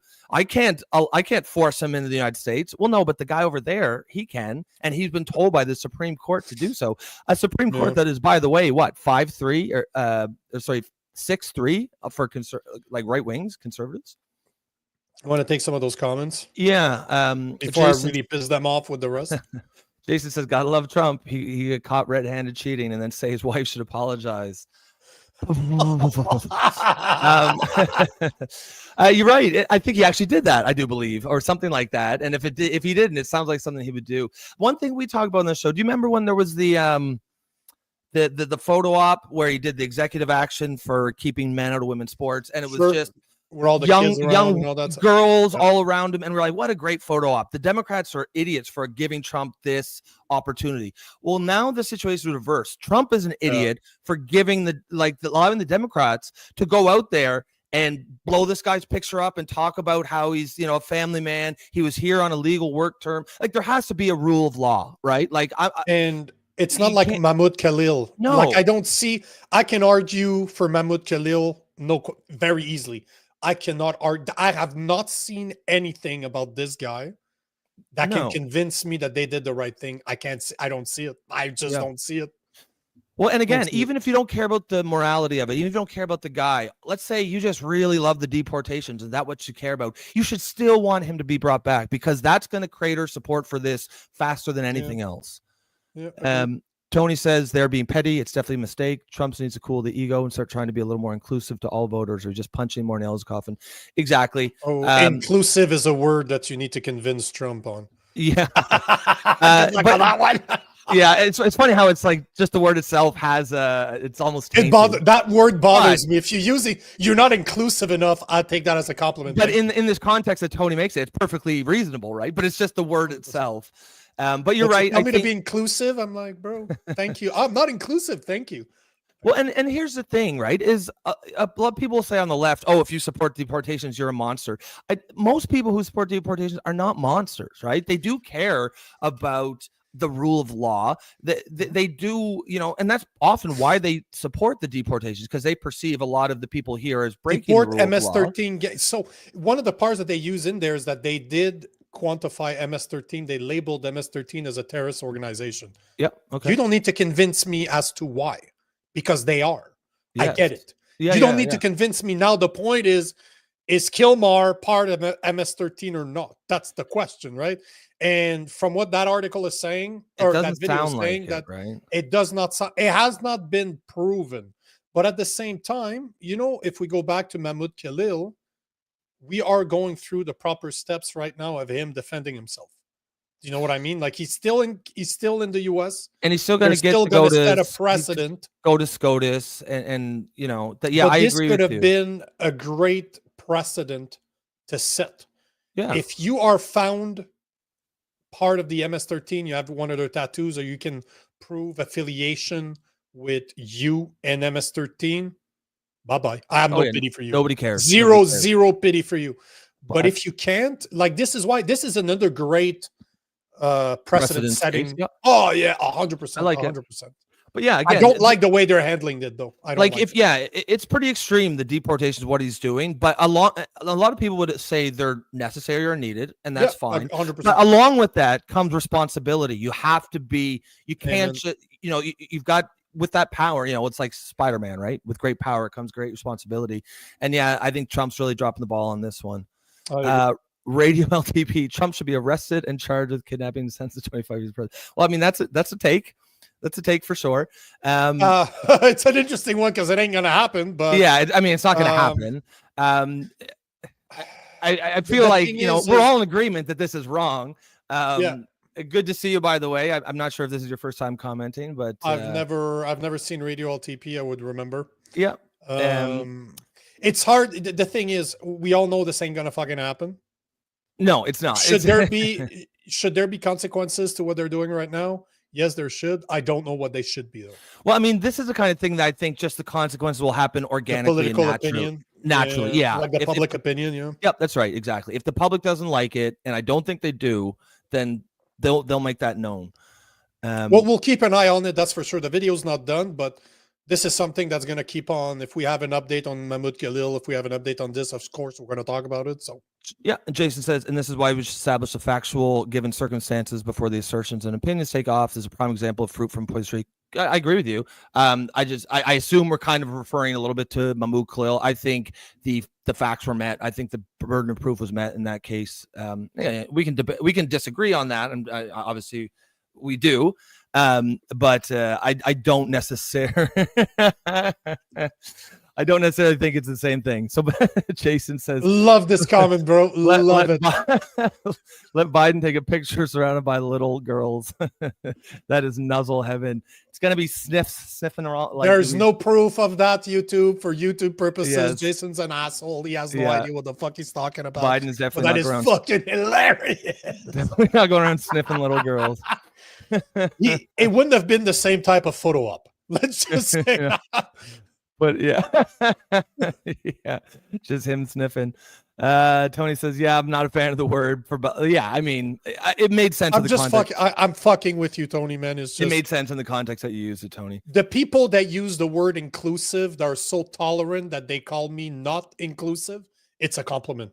Coming from the person that uses those words, it's a compliment. Yes. The real word is right. That we should be more inclusive, but the people that use that word have tainted it, and I can't use that word anymore. Well, it's like it's like Jason will say the word woke has been tainted, right? Like he'll die in that hell. Jason's a taint. Is that he wound up in El Salvador because Rubio determined he was a threat to the country and legally did not need evidence This is dangerous because in this country, they Yeah. have to prove their guilt. That's a good point. But also, let's like, there is a difference between having your green card revoked and just being kicked out of the country and going to a murder prison in El Salvador. Yeah. Mahmoud Khalil is going to go to Europe and be admitted into a prestigious university and be a hero on campus. He'll be fine.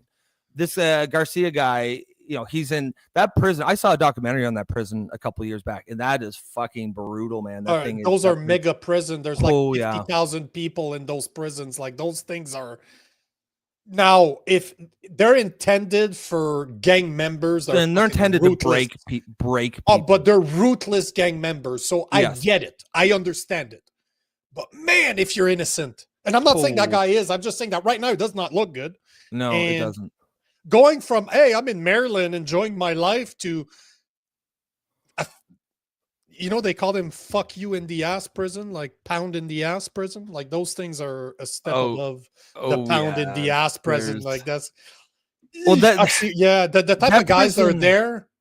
El Salvador had like enormous gang and crime problems, and essentially Bukele was elected on. And I think they basically took that, the saying, if you're going to fight monsters, you have to become one. I think with that prison and a lot of those policies, they essentially realize we're going to have to be the bad guys here if we're going to fix this. It's more than that. If you look at, he did a great interview with what's his name, Tucker Carlson, and he talks about this. Yeah, and he explains how he will call himself a dictator. Bukele, he will say, "I had to vote myself dictator status in order to remove all the corruption within my government." Now, do you trust? That's every dictator has said that, though. Oh no, but I think he called himself like your friendly dictator or something like that. I don't know. He made fun of himself. It's out there. But he built those mega prisons. He gave a chance to the gang members. He's like, if within a year, I think it was a year or 2 years, if you don't stop your gang activities and we can prove that you're part of a gang, you're going to end up there. And that's what he did. He took literally anybody that's somewhat affiliated, that probably had a beer with a criminal before. You're in fucking prison. I think they just throw you in there, and essentially, I think a lot of theirs are just indefinite sentences. They're like. But you know what's interesting though is that I've had some of my followers and other people online comment on some of the content that I've done about this. Yeah, and they were like, man, we're finally considering going back to El Salvador. Like, we're in the US now, we're in Canada now, and this is the first time after Bukele, because he's been in power from like 2019, if I remember correctly. Like, it's a second term right now. He's like, and they're like, been it long already? No, he's been around because he had to build this. We just heard the tail end of it, right? But they were saying that now they were considering going back.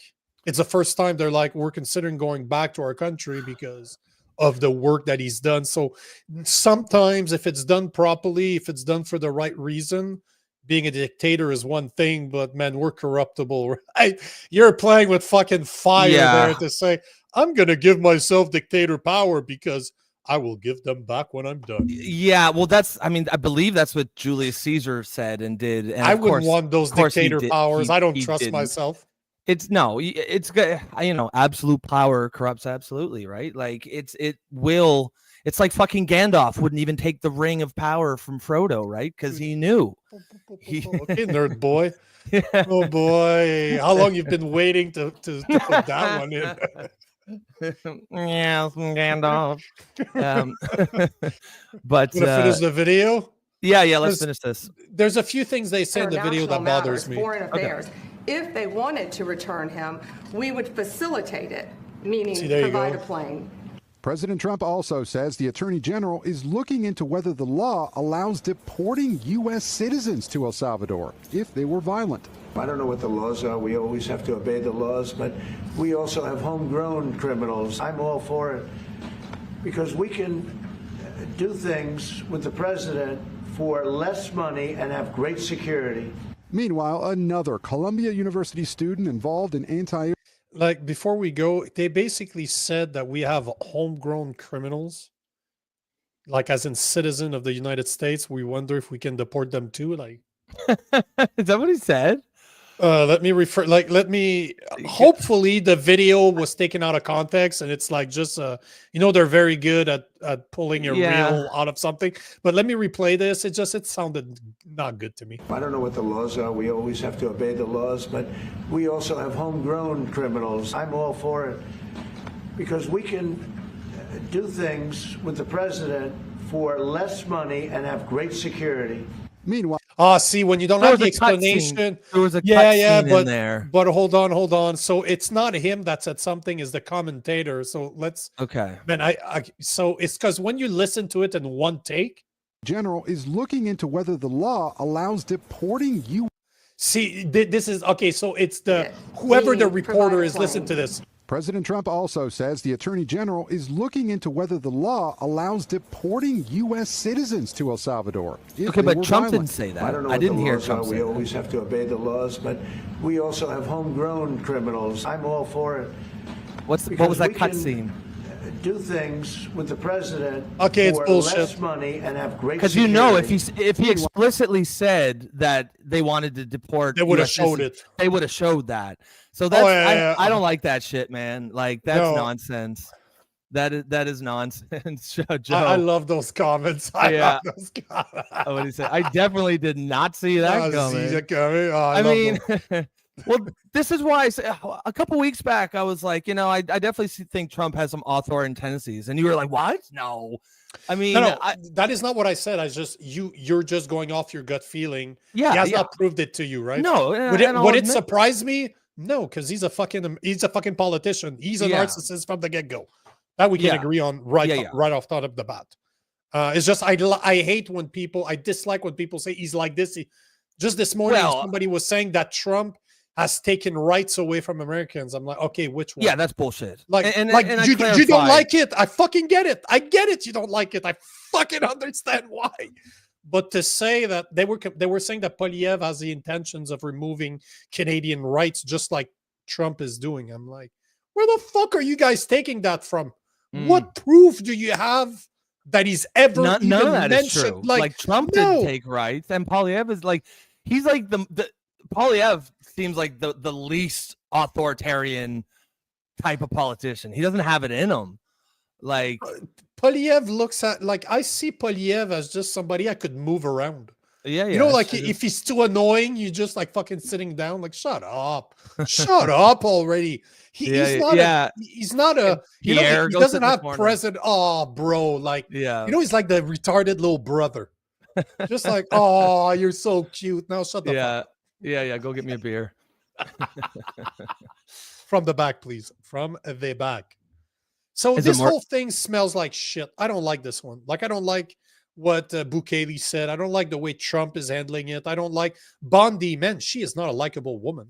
Oof. No, she's a soldier. She'll do what she's told, basically. Yeah. No, I agree. I think that Rubio is very similar to that too. Yep, same. But I'll just say that I'm not a fan. Not a fan of how they're handling the situation. Unlike the Mahmoud Khalil one that I agree with, this one, don't like it. Don't like it at all. It does not look good. Yeah, I agree. I mean, the thing is if you you have to have some sense of a rule of law. If people just think that there's fucking people just government agents prowling the streets grabbing people, and that is a perception for some people. And stuff like this that it makes it harder and harder to push back against it. Donald Trump's given Democrats probably the first real opening that I've seen to really do some damage on him. Yep, I agree. I completely agree. And I think I feel like Vance has the sense. Like Vance seems like the kind of guy who would see that this is wrong. I don't know what sway Vance has. Do you think? And that's an interesting question. I think to the extent that anyone has any sway over Trump, I think Vance might have a decent amount. Like Pence never had any influence over Trump. Pence could never convince Trump to do anything. I don't know about JD Vance. I hope he does, but I don't know that he's going to play that for sure in public. He'll always be lockstep. I've no doubt about that. Yeah, I just mean because I don't think you have a choice. I don't think you have a choice with a guy like Trump. You got to be very careful what you say behind in the public. scenes. Yeah, who knows? I don't know. This is the type of dynamic that we'll never know because we're not behind the scene, right? we can only judge by what we're seeing in the public. And I know in the public eye, JD Vance not going to question Trump. No, never. Nor should he. That's not his job. Yeah, you're the vice president, and even even if you want influence, you're not going to have any influence if you go publicly against Trump. Jason does have a point here, though, by saying that Vance did can call Trump Hitler. Yeah, and he's still the VP. He's in his own man. But I agree. He's just is he going to use this political currency that he has, that he's growing right now, to go after Trump? Or I don't think should he be setting himself up to become the next president? Yeah, I think that's right. I think this is it depends. I don't see him. The capital is the word I was looking for. So the political capital that he has right now, should he be using it against Trump, or should he be using it to become the next president? And I don't see him doing it against Trump. I don't see it. I could be wrong, but I don't see it. No, he certainly won't publicly, and I also don't think he should. Like, I think Vance is definitely right now on track to be the Republican nominee in 2028. Oh, yeah. But Trump can 100%. Sink that in a second if he wants to. All he's got to do is say, "Don't vote for Vance," and that's it. Yeah, maybe. But Jason has a good point here, and that's what I'm thinking too. Maybe if Trump does anything to fuck his chances in 2028, the bird will sing. I agree. That could happen. I don't think Vance is like personally loyal. I think he's strategically loyal right now. Like I'm sure he likes him, but I think his main goal is to be president in 2028. And as Jason says, I think if Trump fucks that, I think you might see a little bit of a break between them. We shall see. Yeah. Second topic. Wow, 1 hour and a half. We're getting to the second topic. What? This is one that kind of blew my mind. The fact that Harvard is getting $2.3 billion a year from the U.S. government. Like, that kind of blew my mind. I don't understand that one at all. Like, why was that even a conversation in the first place? Like, why are they getting funded by taxpayers' money when they are especially Harvard, right? If you're a community college or something, okay. That ain't what we're talking about here. No, Harvard has obviously the biggest endowment. I just Googled it. It's $53 billion, meaning basically that's their bank account, essentially. They can't use it's not quite, that's a simplified explanation for it, but that's how much. I believe it's the biggest endowment probably in the world. I wouldn't be surprised. And the fact that they're getting $2 billion is ridiculous. However, do you have a clip on that? Oh yeah, I do. But okay, we'll do the screw you, Sylvie. And you know what? If you make fun of us, I'll make fun of you too. You'd still be sitting here by dinner too. No. You see your comment? Will you guys still be? Will you guys still be here by dinner time? Yeah, maybe. You guys wouldn't have it any other way. You guys. Like it's because of you guys. If you guys stop giving us some fucking comments, we could get on to the video. No, I'm just kidding. But of course, don't do that because that's no. Yeah, I would much rather not cover any of the stories and just have an actual conversations with you guys. So yes, so here we go. But notice how the people in this video are actually complaining about the fact they're making it sound like it's an outrage that Trump's a Nazi. Yeah. Like very fucking interesting. But yeah, this video comes from CABC Philadelphia. So here we go. $2.3 billion. This morning, Harvard University officials are pushing back against the Trump administration's attempt to force compliance with the president's political agenda, losing $2.2 billion in federal funding in the process. The administration wanted Harvard to limit activism on campus, end DEI programs, allow audits to ensure what it calls viewpoint diversity, and change the school's governance. Harvard's president wrote a letter in response saying the school, quote, will not surrender its independence or relinquish its constitutional rights by agreeing to the terms. Overwhelmingly, us, the students, this is what we want to see from them. In a lawsuit filed last week, faculty members claim the administration is overstepping its authority, asking a federal judge to block the attempt to cut off billions of dollars in funding. The Trump administration's efforts against Harvard are part of a larger pressure campaign targeting elite universities' curriculum and hiring practices after widespread campus protests last year. The administration argues Harvard and other universities haven't done enough to address anti-Semitism on campus, an allegation Harvard denies. The university's response: the demands reach far beyond combating anti-Semitism. Supporters encourage all universities stand together. All of the institutions that are facing this extortion by the Trump administration individually may not be powerful enough to resist, but I think collectively, they do have a tremendous. That looks like the gay version of you. Oh, you motherfucker, you! Oh, I was looking at him and then looking at God you. damn! Hello. Well, fuck you. I guess you're getting back to me for all my comments. Yeah. Call me short again, motherfucker. You should take a print screen so that we can bring it back, because I have no idea what the guy is. He's like the gay version of... Hey. Hello. That's good though. I'll give you that one. That's actually a good one. And he thought Jason's got a good one too. Cory Booker after failed presidential run. Yeah. Cory Booker on Saturday nights. Don't go vegan, Nico. I was. Yeah. I was for a long time, but yeah.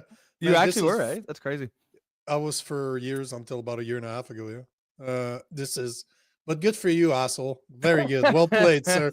I will give credit where credit is due. Well, a depleted gay version. Yeah. Yes. The used up version. To Cornell and Northwestern, Columbia University had some of its funding suspended before officials there decided to comply with the administration's demands. Christiane Cordero, ABC News, Washington. So, this is funny. Like, to me, you don't want to do what he's doing? No problem. If you don't want to do what Trump is asking you, no problem. But you can't be pissed off that he's taking the money away. It's his fucking money. Yep. You said this multiple times. Election has consequences. And I'm going to steal that from you. And you're absolutely right. People voted for a guy like Trump because they don't want to see this shit in their school system, especially not if it's fucking like there's taxpayers' money in there. Yeah. So you know what? Fuck you. You don't want to do it? That's fine. That's your power. You have all the power in the world to say, you know what, Trump? Fuck you. He also has the power to look at you. Harvard, fuck you. Yeah. And that's fine. That's fine. Just charge more. Because Harvard probably doesn't charge enough. And if you need that $2.3 billion, guess what? Charge more. There's suckers out there that will pay for it. So there you go. Problem solved. Yeah. That's actually basically exactly what's going to be my take. I think everyone kind of did well within their rights here. I think Trump was elected on this platform, like not just this, but just a broad platform of rooting out wokeism, DEI bullshit. People are not happy with a lot of the way the pro-Palestinian crowd just ran roughshod over university campuses last year. People, are. If you act like that, if you're going around destroying property, you're harassing Jewish students, don't be surprised when the public turns hard against you. And that's essentially what Trump partly was elected to do. And he's doing exactly what his base wants to do. And that's perfectly fine. At the same time, I don't think Harvard should just do whatever the president says. I think Harvard should say, fuck you, but don't complain about it. And you're not entitled to that money. You can't take the money and then try to be like, oh, we're independent. Well, no, you aren't. That's why you're getting money. If you give up that $2 billion, and I think Jason had said here, what does he say? Jason just likes to use the word endowment. Endowed. Jason says he's going to the reunion. Were you? Your wife is a Harvard grad, eh? Interesting. Yeah. He married Sugar him. Mama. Yeah. Sugar Mama. He's going to the reunion in May. $2.3 billion to them is money well lost. Yeah, I think they should be happy. And that's to lose fine. It. Yeah, and you know what? That's fine. But don't give me this shit that you're a victim in this story. Yes, don't do exactly. it. Trump didn't do anything wrong. And Harvard didn't do anything wrong. No, call it quits. You know what? Make up, kiss and make up, or don't kiss and make up, whatever. Obviously, that gay guy wanted to kiss and make up. But hey, just let it go. Yeah. It's fine. It's not an outrage. This is just consequences of an election. And I don't understand why the fuck Harvard would have $2.3 billion from the government. I don't get that. We're not talking about like you said earlier. It's not a It's not a community college. Or, it's not elementary school in your small town here. We're talking about fucking Harvard. Yep. Jason says agrees. Basically, this is a political show. Harvard does not give a fuck about 2.3 billion. Chicken change to their endowment. They're a political alum who will make up the difference. I agree. I think it's it's just a way to shit on Trump, and I don't like those kind of that kind of politics. I mean, I guess you got to do what you got to do. But again, as you said, you're not a victim here. Trump was well within his rights to demand that, and Harvard is well within the rights to say no. But you can't take the money and expect to have complete independence. That's not how it works. It is, as Sylvie says, it's the people's money. People, they have a right to say where their money's going. And it's undeniable that Trump was elected on this platform. So he's just doing what he was elected to do. Tony, private education should never be government funded in any way. How's it good fair to anyone? If tuitions and enrollment can be bought instead of earned, go back to the merit system. Yeah, I mean, some universities are public, right? I'm not actually super familiar with how the American system works. I believe some universities are public and some are private. But again, I understand why some entities would receive government funding. If you're a community college in a small town, that there might not be enough people there to just afford, to pay for everything. The next school is too far and you still want people to have an education. I get it. Yeah. But don't be pissed off if they have expectations of you. That's the thing. You're taking their money. So you're going to have to accept, just like the fact for 20 years now, we've had to endure the indoctrination from the LGBTQ crap in our school. So you can't be pissed off that taxpayers are saying, hey, fuck you. I don't want this shit taught to my children. This is the same thing. You guys got your way for years. You got away with it because the government was on your side. Elections have consequences. That government is not on your side. It's taxpayers' money. He was elected to do something else. Fuck you. That's it. Plain simple. It's a loss. Bend over. Your alumni, like Jason's wife, are going to tag the bill. It's fine. Jason says you guys are 100% correct. Harvard is a private university and should not get a dime from the government. Agreed. Tony agrees. Jason agrees. We all agree. Nothing like unliking Trump in the first one. Nothing like disagreeing with Trump in the first story, agreeing with Trump in the second. Yeah. This is common sense above all, right? Yeah. And that's why I think, despite a few obvious disagreements with some of our audience and Jason, for the most part, I think we all have that. Okay, asshole. we all have come from a place of common sense, and I think that's always going to allow us to find common ground on most issues. Critical thinking is not a team sport. Wow. Well, look at you sounding smart, Jason. And that Starbucks coffee is on fire today. Oh, fuck yeah. You got the double pumpkin spice. I don't even know why. I don't even know why we did. I don't even know where this joke came from. Jason likes pumpkin lattes. I feel like in Hermosa Beach, everybody is. Does it come with a straw where you're from, Jason? Oh yeah, biodegradable. Made of free trade bamboo, fair trade. So have symptoms of intelligence yourself, not bad. Yeah, I guess, bro. I guess. Yeah. Next story I wanted to talk about, quick update. It's like 2-minute video. I don't think we're going to have much to say about it outside of just providing an update. But the next video is on the Russian-Ukrainian war. It's diplomat Steve Witkoff, which has met with Putin for the third time over the past couple of days, and he's just providing an update on Fox Sean Hannity yesterday. And I just figured that I don't care about the war, but I would like to see it finished. As much as if they're helping people negotiate a term, I can agree with that. Just don't give them our money. That's it. Yeah, agree. Got a clip here.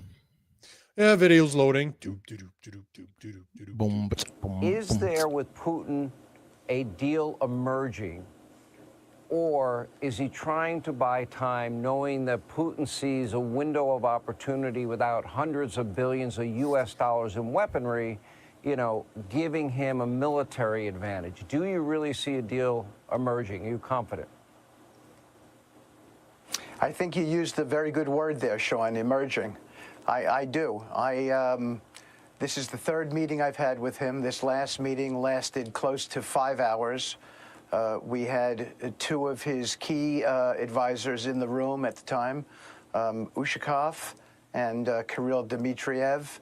And it was a compelling meeting. And towards the end, we actually came up with, and I'm going to say finally, but I don't mean it in the way that we were waiting. I mean it in the way that it took a while for us to get to this place. What Putin's request is to have a permanent peace here. So beyond a ceasefire, we got an answer to that. Okay, and will the deal include things that maybe are out of the box that people aren't thinking about now? I would imagine Vladimir Putin probably would want to be in business with the U.S. and with Europe. Is that a potential that could come out of this?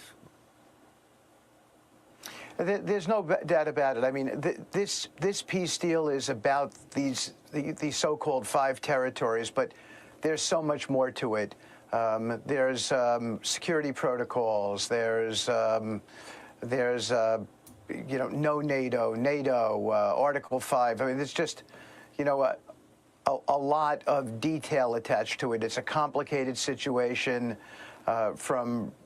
rooted in some real problematic things happening between the two countries, and I think we might be on the verge of something that would be very, very important for the world at large. On top of that, I believe there's a possibility to reshape the Russian-United States relationship through some very compelling commercial opportunities that I think give real stability to the region, too. Partnerships create stability.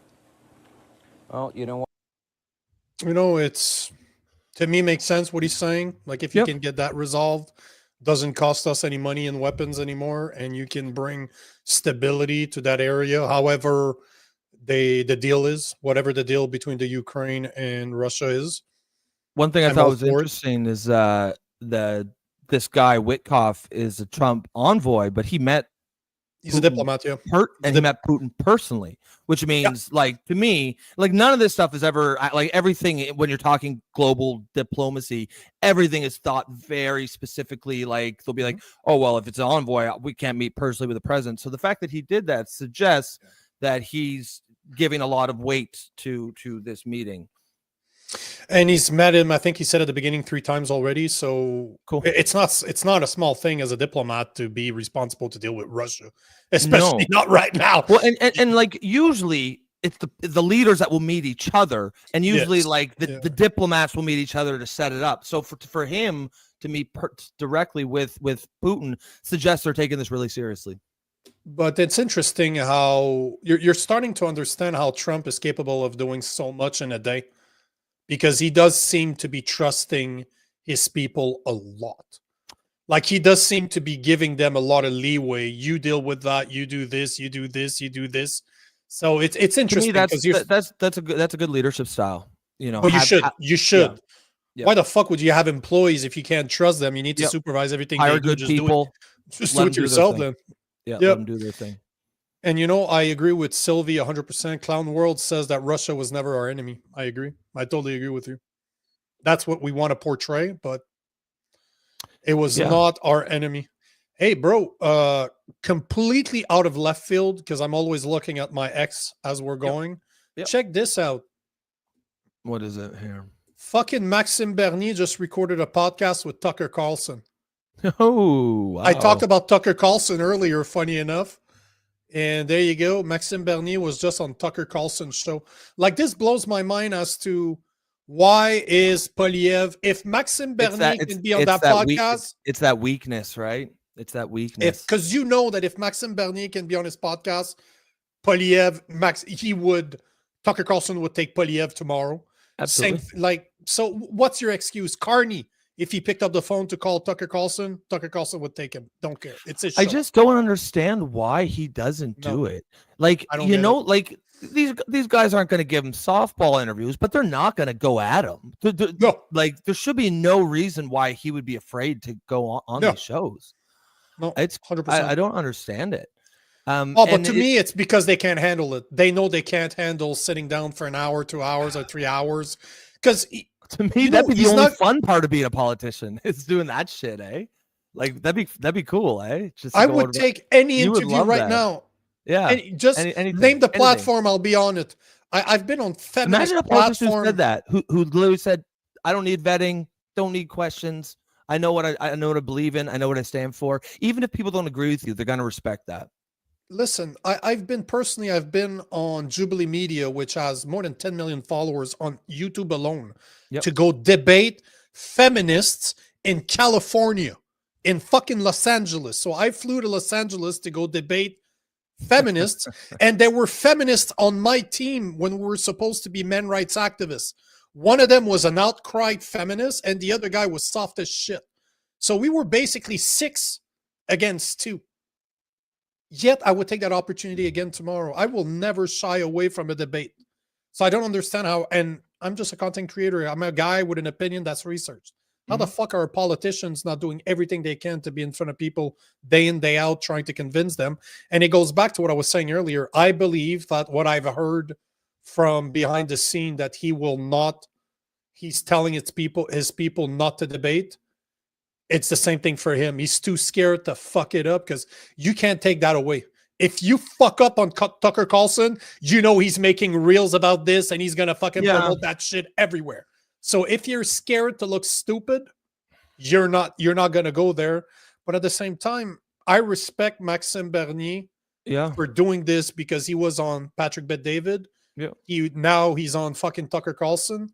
Like, good for him. Like, good for him. Like, and he's a guy you don't want to give a platform to on a debate stage, and I understand why, because you're fucking scared of what he has to say. Nobody can deny that. If you don't want Maxime Bernier on the debate stage, why? You're scared. That's it. I don't see any other reason. So, yeah, good for him. No, that's cool. And remember, folks, he got his start here on the orphans. It's so funny that after he was on the show, he got then he went to access. PBD, Alex Jones. You're welcome, Max. Tucker Carlson. So anyone else out there, this is a star making show. This is where we launch careers. I like star making shows even better than a gatekeeper. You're starting to sound like Trump. We're kingmakers. Kingmakers. Be careful. Yeah, that's it. That's what. Yeah. So Sylvia's saying, "Oh my God," I agree. Good for him. Good for him. That's big news. That's big news. Tony G, come on, PPC official opposition. Yeah, that would be. I would agree with that. To be the one responsible for questioning the conservative. Yeah, that'd be great. Not gonna happen, but it'd be great. Pierre Poliev needs scripted. I don't know what the fuck that is, but I'm scripted. Q//U0026. I think it means questions, probably. No, but that's probably a emoji. Yeah, that our platform doesn't recognize. We're not that cool. Must be. So you have to put the words. We're not that cool. We're two white guys in their 40s. Not any better. We're not cooler right now. We still don't know what that is. So thanks for exposing our uncoolness. Yeah, I would imagine. No, but I think it's but it's an emoji, right? Okay. So we're 8 minutes. Yep. Obviously, at least 15 minutes more. So we still have like 20 minutes. Sure. What do we got? Where do you want to go? Because what I got left is the Canadian update. Okay. Or election update, of course. Q&A. Oh, Jesus. That is an interesting. Oh, it's ampersand.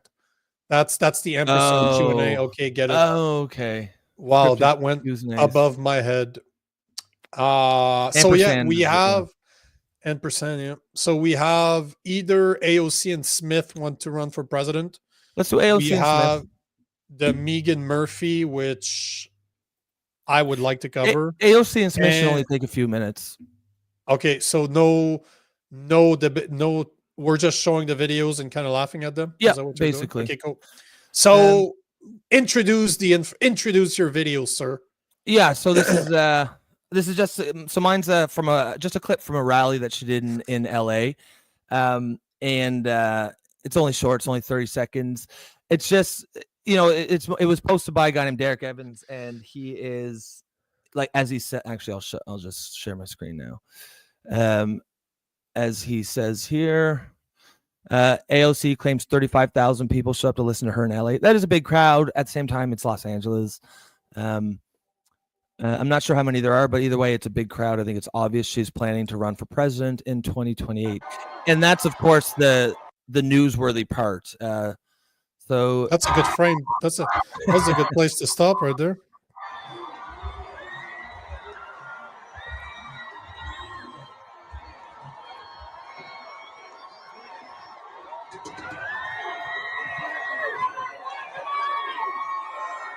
It's just, to me, this just looks like someone who's planning a presidential They're setting run. up the stage.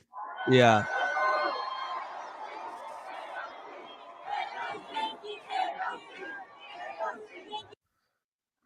So okay, so that's it. Oh shit. Oh yeah, that's it. Thank you. That's it. Thank you. So that I didn't have to listen to her. Thank you. I appreciate that. Cut that part out.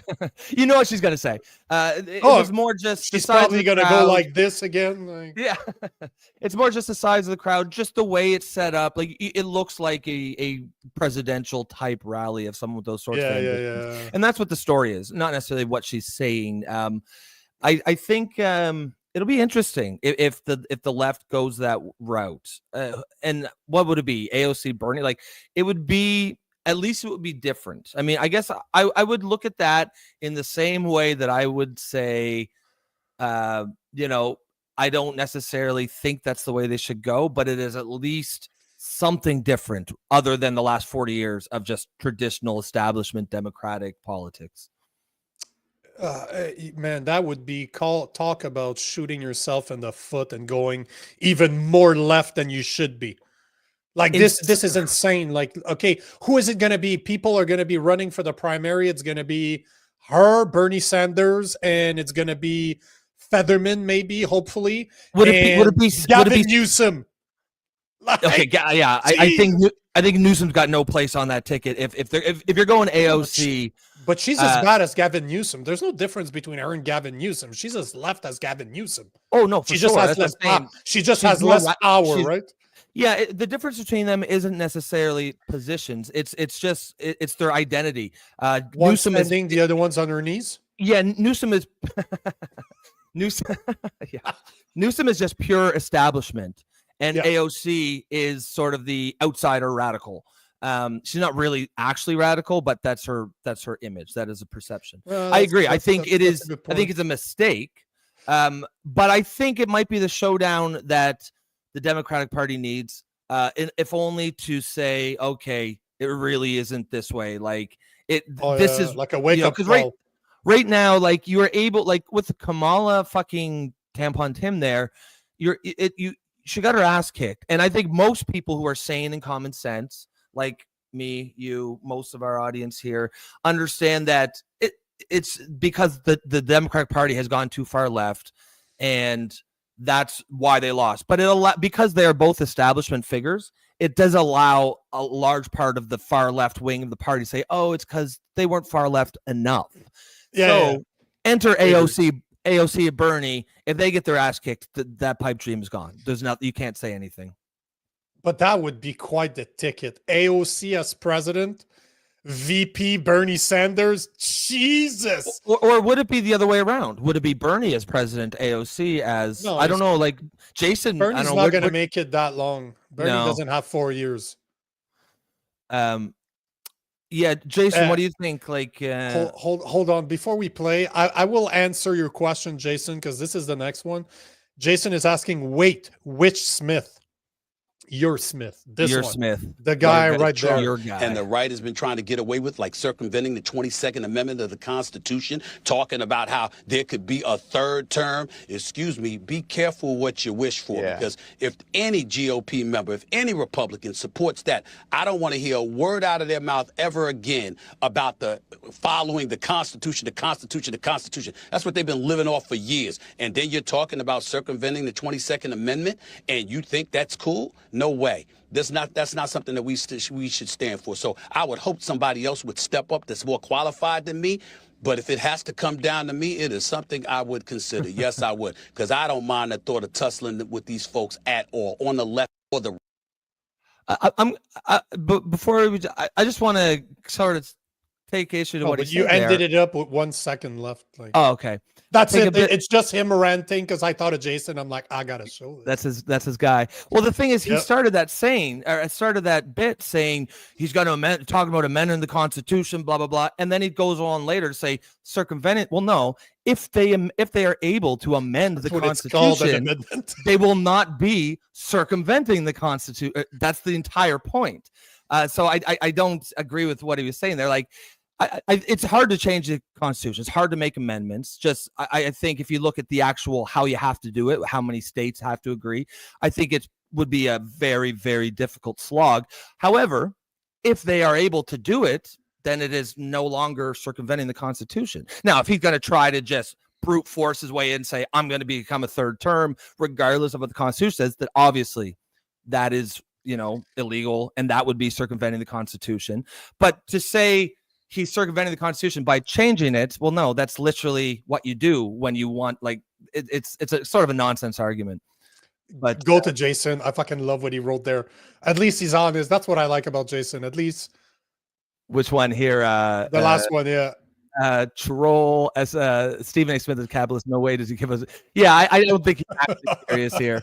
I think he's just, he's sort of in a career or in an industry where you got to say outrageous things. It's classic troll bait. They're not even 100 days in Trump's presidency. Very easy to say that 3 months in.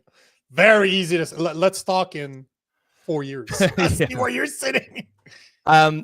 So Jason says they pay people to support Kamala, who no one likes. Kalama. The Kalama. The Dalai Kalama. Yep.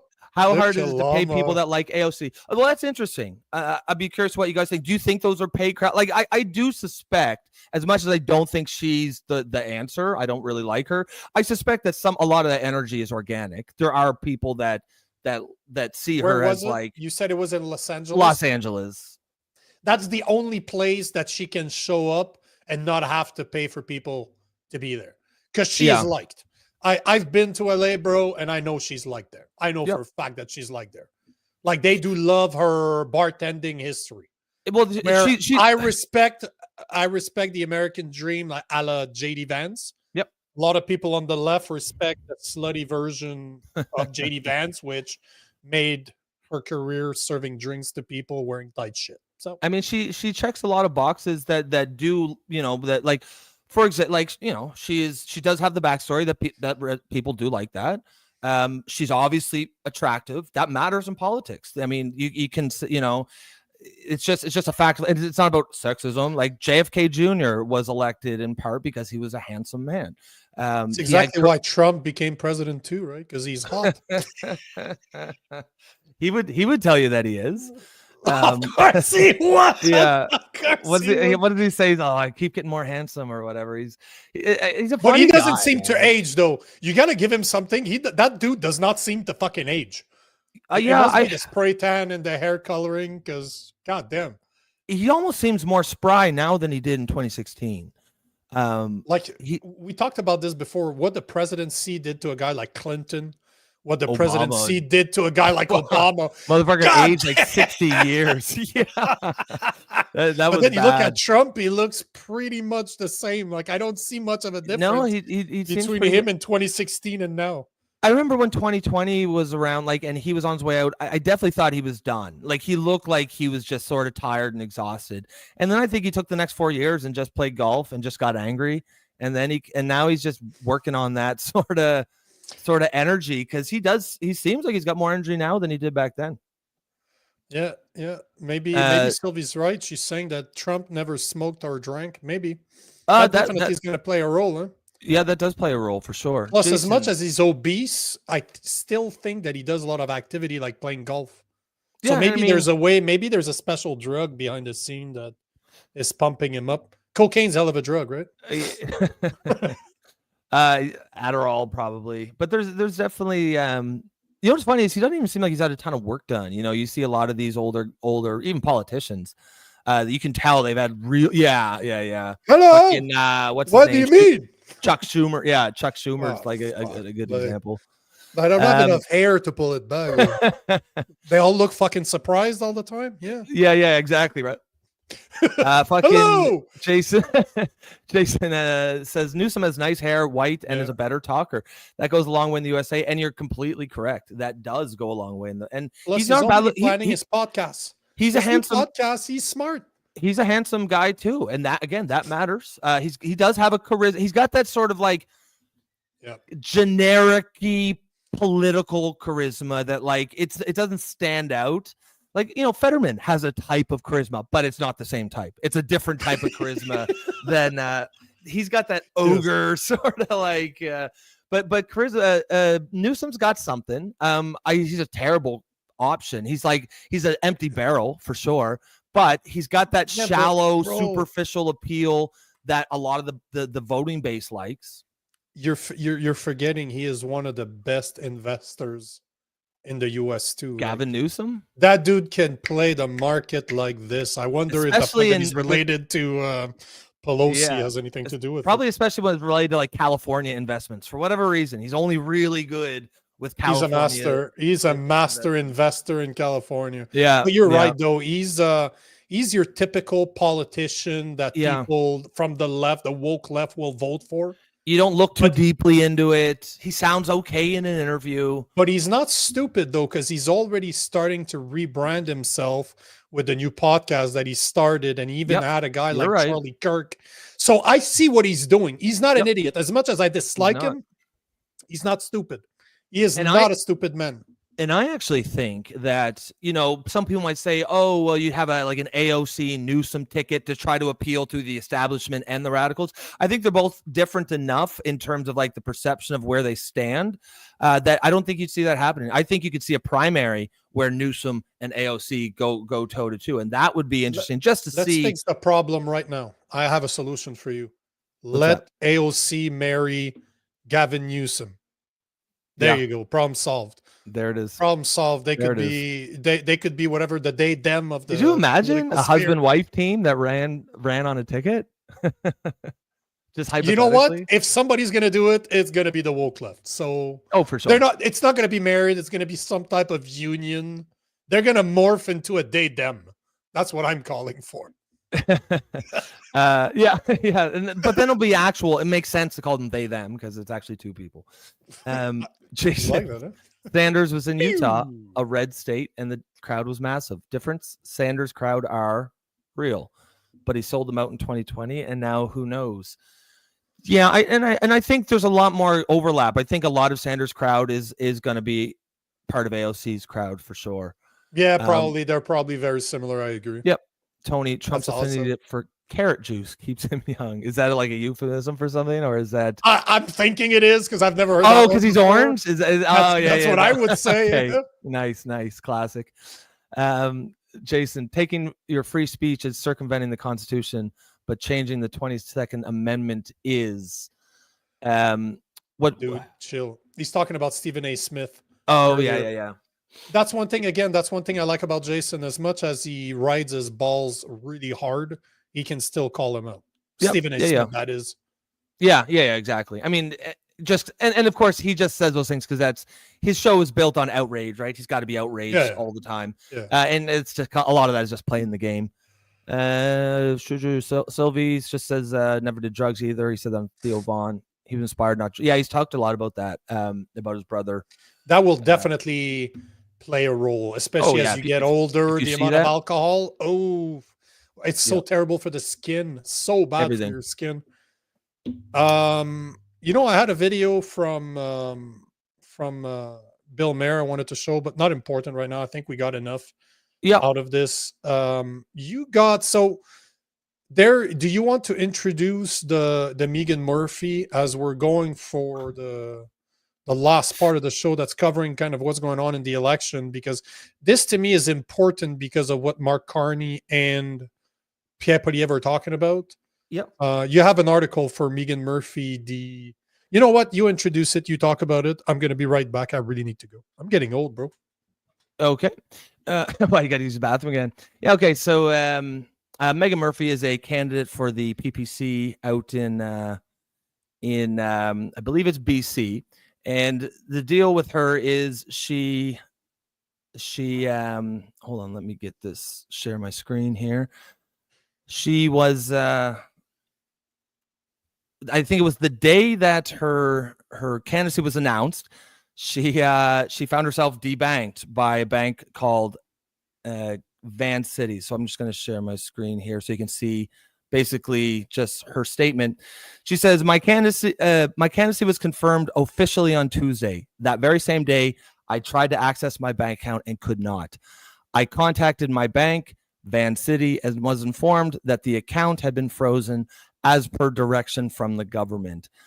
So that is pretty disturbing, I think, for, especially after you saw what happened with the trucker thing, and whether you agreed or disagreed with what was going on, whether you agreed or disagreed with how the city of Ottawa handled that, I think most people can agree, hopefully, that they shouldn't have had their bank accounts frozen.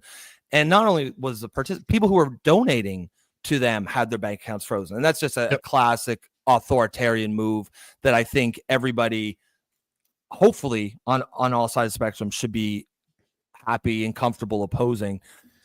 So this is that's just the email that she sent. Yeah, that's just the email, but here's Meghan article Murphy. here.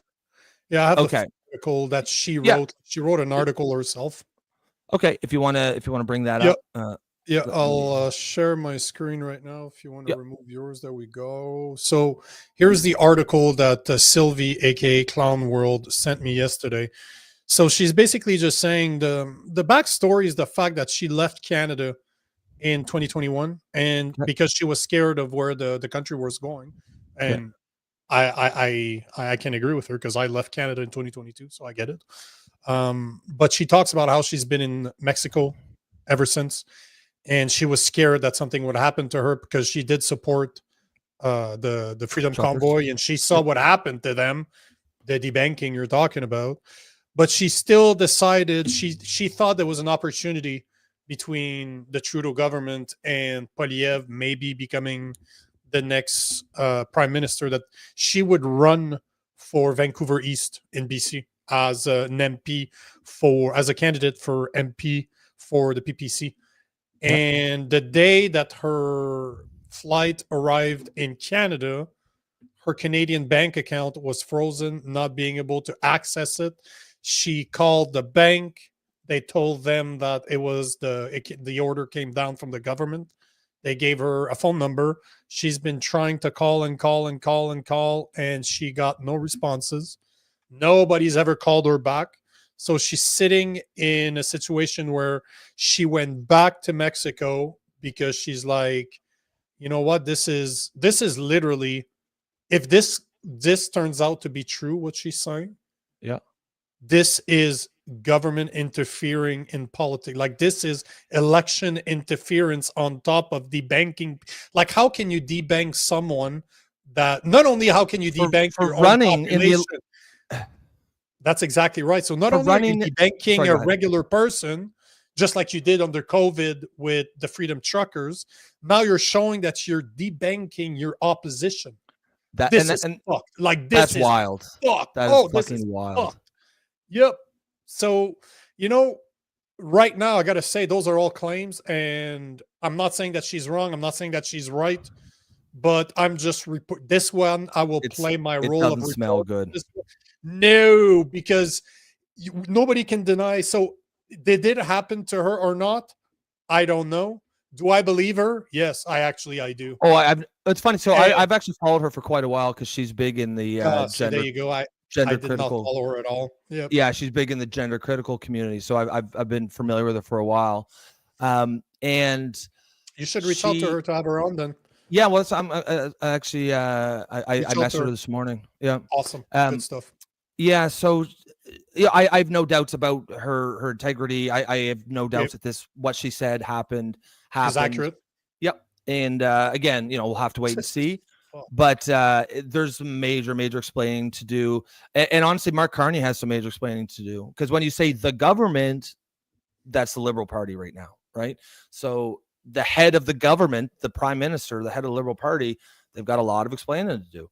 And you know, this could be a major scandal for Mark Carney, because like I said, like part of me wants to just think, and it's being picked up, right? Because she still has like 120,000 followers on X alone. So she's not a nobody in Canadian politics. So her article is being picked up by, I've seen it reshared, shared. So this shit is gonna go viral. It's a matter of time before this shit goes viral. Yep. He's gonna be questioned about it. If people are ready to asking about Epstein, you know, this shit is gonna come up. But this could come up from liberal journalists, like we've seen in the past, saying, hey, you need to divulge what was in your fund, what was in your trust fund before you put it into a blind trust. Like, you need to explain to us what was there. So I wouldn't be surprised if those same two women that questioned Carney, that were asked to look within themselves. Look within yourself, Brenda. Yeah, fucking asshole. Are going to be questioned by this. And this should be questioned from both the left and the right. Like, people should be asking Pierre Poilievre as well. What the fuck do you think about this? Because again, this is another time where Carney the Liberals are dropping the ball, and now Pierre Poilievre is looking at the ball that he could easily pick up. He made a name on the Freedom Trucker. He won't pick it up because he doesn't want to drop it. Right? No, he's gonna stumble on it like a fucking moron. He's like the basketball player. Don't pass me the ball. I might miss the shot. You can't play a game like that. But the thing is that it's a win-win. This is the perfect the perfect opportunity for Pierre Poilievre to just say, this is wrong.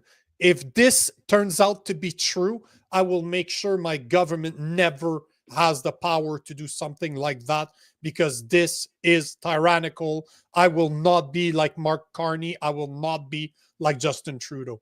Plain and simple. Woo! Everybody on the left that's like you is like, shit, he has a point. I can't vote Liberal anymore. Well, it's such a win-win for me. Like, this is a no contest. Like, again, perfect pass. You're like catching it in the end zone, bro. You're like celebrating. Oh no, but if I try to catch it, I might drop it. But of course, you can't drop that. If you don't try, you will drop it. I think this is going to be a big story. And in fact, I feel like it's going to take a few days, but probably about the time of the debates on Thursday evening, I think it's going to become a big, because usually when it comes, you got these big debates, right? Like, they're going to talk about the platforms, but there's also going to be one or two topical issues that's in the news. And this probably might be it. Because it's relevant to everything. It's relevant to Carney because what happened. It's relevant to Poilievre because, as a conservative, you should be, as you said, taking this and fucking run with it. Your base wants to hear this, and it should be relevant to everybody, every Canadian, because it was bad enough just for protesters, but now elected or not elected, but political candidates, that's an entirely different arena. And like I said, I don't know exactly what happened. And Meghan is not saying she doesn't know. She's saying she doesn't know. But I have no doubts based on, like, I've followed her, I've seen her post and interacted with her fairly regularly for the last year and a half. I have no doubt that what she said is correct. I believe her banking was frozen and that Van City told her it was at the request of the government. So now why that is, that remains to be seen.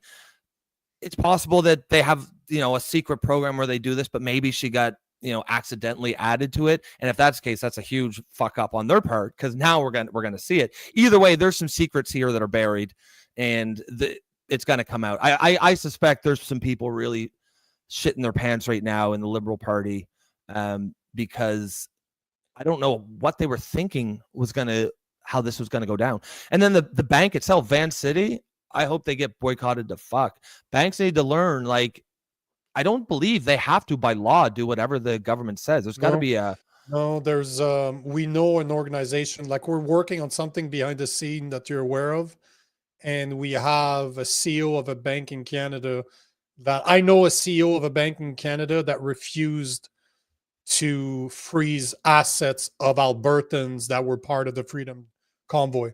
Well, and he's still running that bank. He's still doing exactly what he was doing before. So no. So you don't have to. It's really just pressure. No, it's just pressure.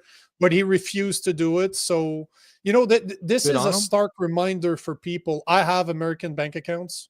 Yep. So I know that you got to be careful. My Canadian bank account is a backup account, if I could say it that way. I don't leave my money there because I know this could happen. I'm fully fucking aware that this could happen. It's one post, you catch their attention, and obviously look at what happened. And I have more followers than she does.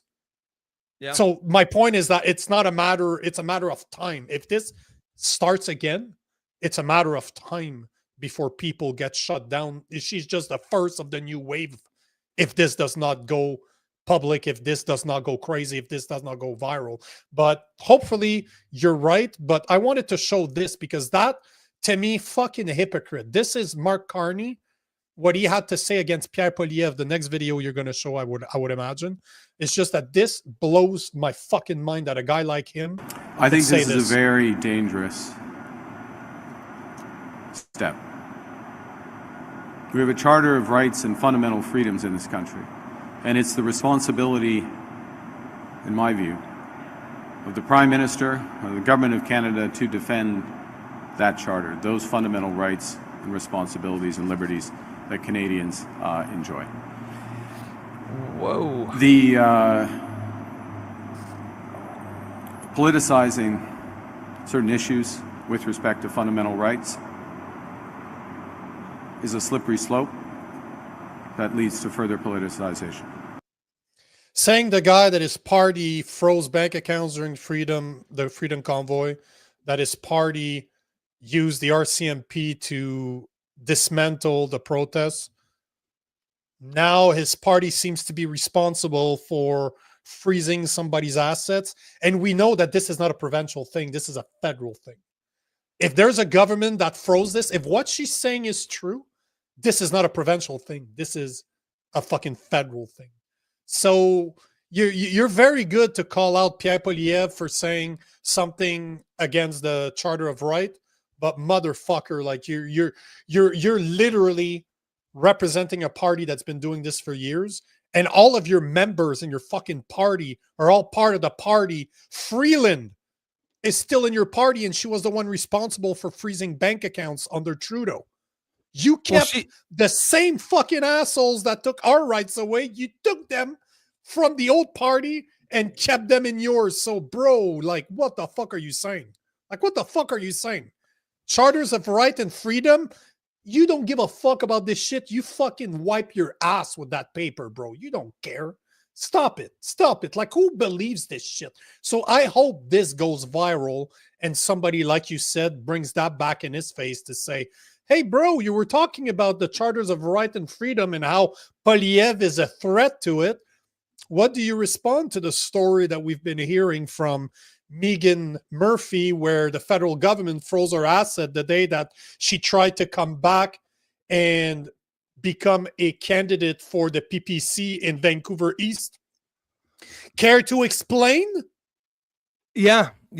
I mean, that's it is funny to hear Carney going on about the Charter of Rights and Freedoms while his government is literally attacking the rights and freedoms of his political opponents. It's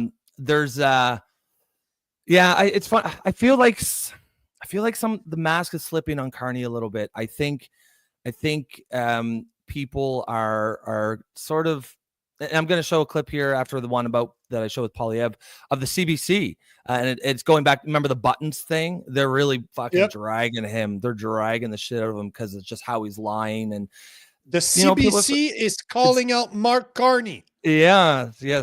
So you know what's going on right there. Before you play the clip, guys, keep that in mind. If the CBC, after 10 years of sucking Trudeau's dick, is calling Carney out right now on his what the party did, that is because they know deep down that Carney's not winning the next election. They're starting to suck up to Pierre Poilievre in the hopes that he doesn't fucking defund the CBC. If they're talking against Carney right now, they are starting to fondle with the balls of Poilievre. That's a good point, because they've got... That's the last time you heard CBC be on the side of Poilievre? Never. That's actually a great point. So just since we're talking about the charters first, I'll go with Polyev. So here he's talking about he wants to use Section 33, which for those who aren't sure, that's the notwithstanding clause. You might have heard that. If you're familiar with like Canadian politics, you'll hear them use the term a lot. It's basically a clause in the Constitution that allows the Prime Minister to suspend certain charter rights and freedoms in order to get something done.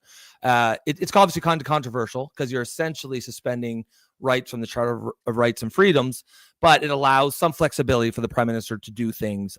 If I remember correctly, Trudeau used the notwithstanding clause in order to crack down on the But the Emergency Act, just so you know, is part of our freedoms of our charter.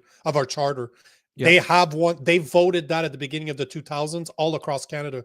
Not only does the federal government have one, but most of our provinces have their own Emergency Act, and that's how they were able to lock us down, both from the federal and if you look at Quebec, because I talked about this, it was done in 2001, 2003, never been used until COVID. It's just a coincidence, though, because obviously. Yeah, interesting. Right? That's really interesting. But they have the Emergency Act, so they don't even need to go to the withstanding. They don't even need to go against the Charter of Rights because it's part of it. They're capable of doing under an emergency.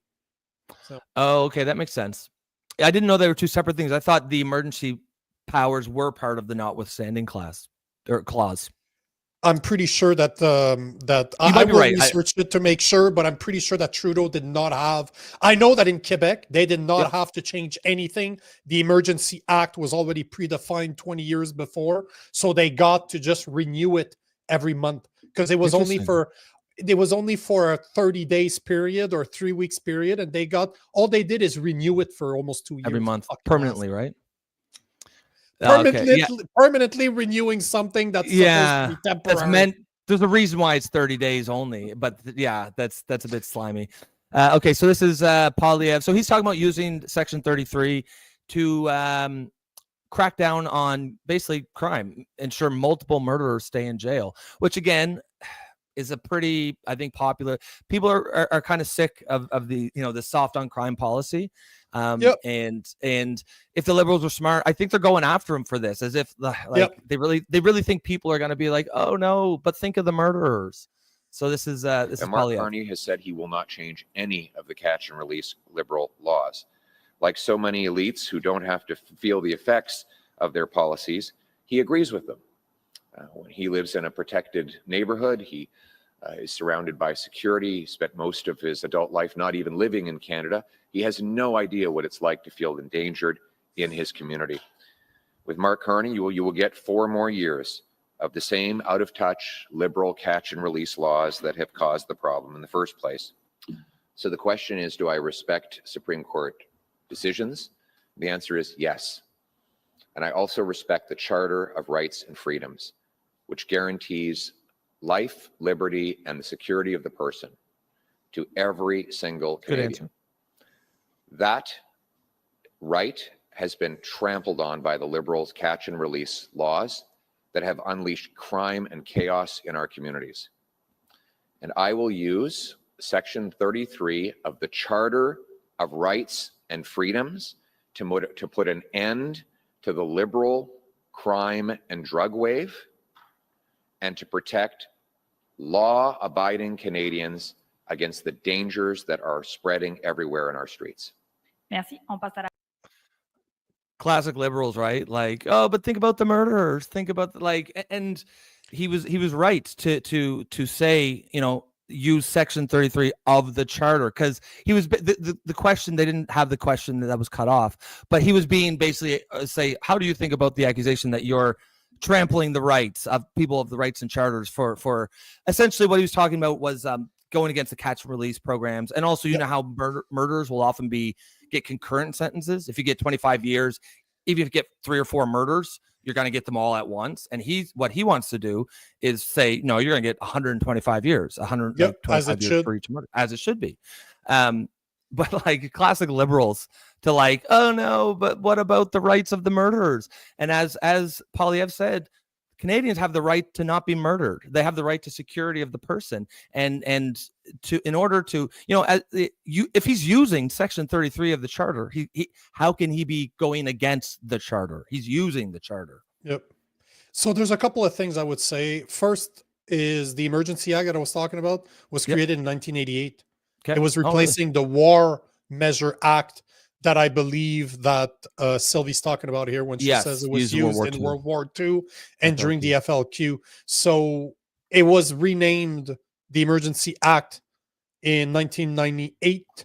And it says here that it basically gives them the power. In essence, the Emergency Act provides the federal government with the legal framework to take extraordinary measure in response to national emergency, COVID, while maintaining parliamentary oversight and respecting Canadian charter rights. So that's what I'm saying. It's outside of the Charter of Rights, but it's directly connected. It's circumvent the Charter of Rights. So it's very, very full of shit of Mark Carney to say, I will defend the Charter of Rights. Bro, fuck off.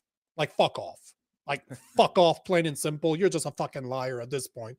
Yeah. And as much as I dislike Pierre Poilievre, if there's a section in the Charter of Rights that allows them to bypass the rules that the Liberals have utilized to put in place soft on crime legislation, then fucking do it.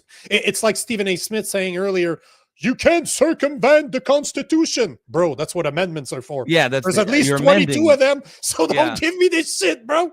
Yeah, don't give me this shit. The second part I would say, though, is this is where Pierre Poilievre and I are very different, as in he's not a real conservative. He's not a real righty. And once again, he shows it. Because I don't want your protection. I don't want the government to protect me. Give me my fucking guns back. Allow me castle doctrine. Allow me to defend my family without fucking going to prison because there's an asshole that wants to invade my house. This is what I expect from a conservative government. Not, oh, bro, we'll protect you. I don't need your protection. You're a little man that couldn't fight himself out of a wet paper bag. I have 20 years of fucking training. I don't need you. Just give me my guns back. Just make sure that if I have to defend my fucking family, I'm not going to do 25 years in jail because I got an asshole that did a home invasion. I don't need the conservative government to defend me. Just give me my fucking tools back, asshole. That's it. No, I agree with you. This is where he drops the ball. He had the perfect opportunity to just say, you know what, guys? Not only will I make sure that you get your guns back, but I will make sure that you cannot be liable criminally if somebody invades your house and you defend your family. Bro, you have a young wife, you have a young family. You're the perfect person to just go in and say, guys, if somebody invades my house, guess what? I'm shooting them. Yep. I would fucking at least respect your opinion for once. But again, that's Pierre Poilievre being soft, not being a real conservative. Because look at what Republicans are saying in Florida. Have you seen what some of the sheriffs are saying down there? Hey, bro, whoever killed that guy, don't worry about it, man. We know it was a home invasion. You don't need to be scared. Just show up. We got you, bro. Like, they're literally, there's so many sheriffs that said in Florida, we live in a state where we encourage you as a law-abiding citizen to shoot those criminals and shoot to kill. You're making our job easier, bro. We'll pick up the body. Just give us a call. But this is how it should be. If you enter my house with ill intentions, I don't give a fuck why you're here. Yeah, you forfeited your life. It's up to me to do what I feel is necessary to defend my family. Plain and simple. I agree with that. And once again, Pierre Poilievre had the perfect fucking opportunity to be a conservative and just say, gun rights, we'll be back, and I will make sure that the federal government cannot go after you for defending your family and your property. Mic drop, we're done. Everybody goes crazy. Done. No, I mean, I agree with you. And I actually think that there's a space for both. I think that there is space for government to be harder on murders. 1,000,000,000%. Yeah, but also paired with that, yes, I completely agree. Castle doctrine, I support that 100%. Yep. You're going to break into my home and I've got a wife and kids. I'm not going to take the time to make sure I only use exactly the proportional. I don't want proportional force. I want overwhelming fucking force. If I'm the only thing standing between my child and my wife and You're some psycho with a knife. I don't want proportional force. I don't want a fair fight. I want extreme, overwhelming force. Because motherfucker, if you like, we're not, you're breaking into my house. You like, as you said, you are forfeiting your life. I'm not necessarily going to try to kill you, although there's a good chance that's going to happen. I'm going to stop you however I can. And if you die, that is unfortunate, but it is life. You have made those decisions. You have forced me into that corner. And I mean, I agree with you completely. I think that, it's at the same time as you've got this rising crime epidemic, you've also got the liberal government who is preventing people from like that thing you said the other day was fucking insane. I Googled it later to make sure that that's actually what happened. Toronto police. The Toronto police thing. I don't lie, bro. They fucking no. I thought maybe you were exaggerating or something. Nope. The fucking police said, okay, so we know there's been a rash of break-ins, but don't worry, they just want to steal your car. So what we recommend is you put your keys by the door so that they won't come in and hurt you. So they'll just steal your car. Like to at least Toronto's credit, people did come out and say, "What the fuck?" Like people were like, "This is bullshit." But the fact that the police force thought that was an appropriate thing to put out there, you're the fucking police force. If you're not going to do your job, at least allow me to defend myself and my family. But that was wild, man. That they did that. I had done a video about this years ago. What not years ago, like last year or the year before when that thing came out. Yep. And I was exactly that. I was showing in Canada, this is what our police officers tells us. And people wonder why I want to move to Florida. And then I show those guys are just saying, let us know. We'll pick up the body. It's all good, bro. We get it. We get it. Did they actually say that? Obviously, right now, I'm fucking around. I'm exaggerating. But basically, they said that. Yeah. Oh, I've seen so many videos of them saying you have the right to defend yourself. Of course you do. And don't be scared to shoot them. You're making our job easier. That they said it. That they've said it out loud.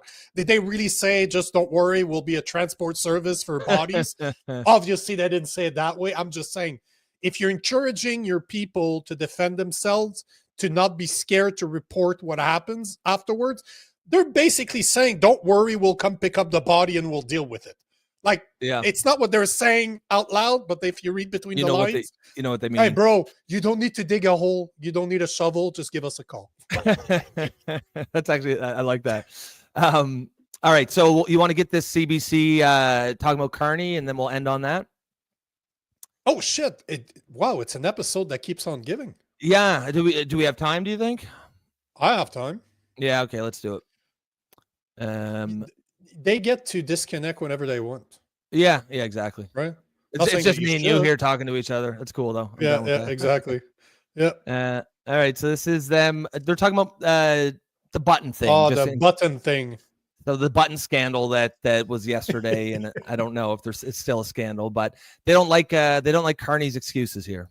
Yeah, look, the statement we got from the party yesterday was crap. In terms of there are stronger words I would like to use. Was crap. It spoke around the issue. Ooh, CBC. The issue was all this nonsense, passive voice, and it reminded me of the comms troubles they had when they were at 16% in the polls. So, Lisa, I don't know if they've learned from that near-death experience in terms of addressing an issue clearly. The Liberal leader was better at it today, but I take Jonathan's point. There's thousands of volunteers across the country, and there's always some meathead who's going to rip down a sign or something like that in a riding. But this is right out of the war room, this sort of thing, and it kind of undermines what Mark Carney's central pitch is to Canadians in this campaign.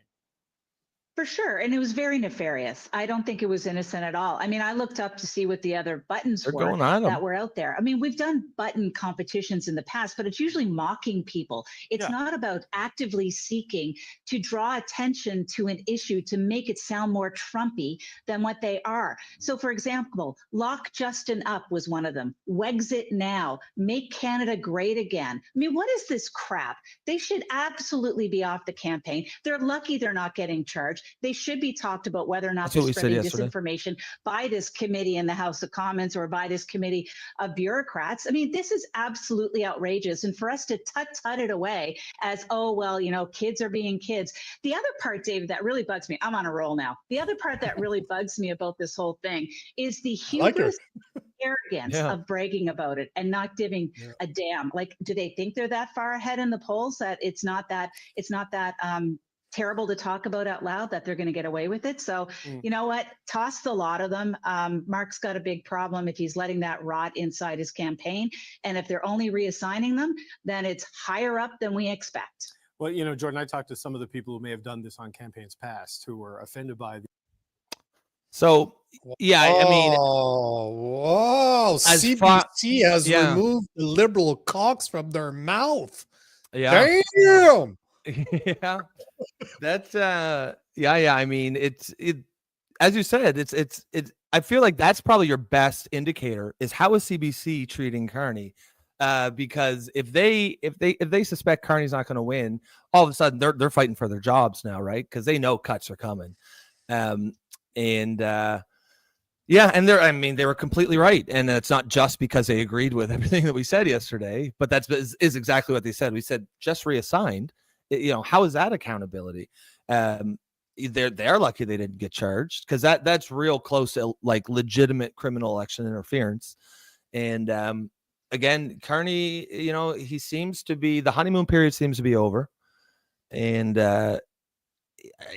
what the word she used, arrogance or hubris. I think hubris. Hubris, yeah. I think that's a good description because he just has that arrogant, vibe to him, and that's going to turn people off. Man, I'm going to post about this. What I said. This to me, only thing I can see because I didn't see the video until you showed it to me.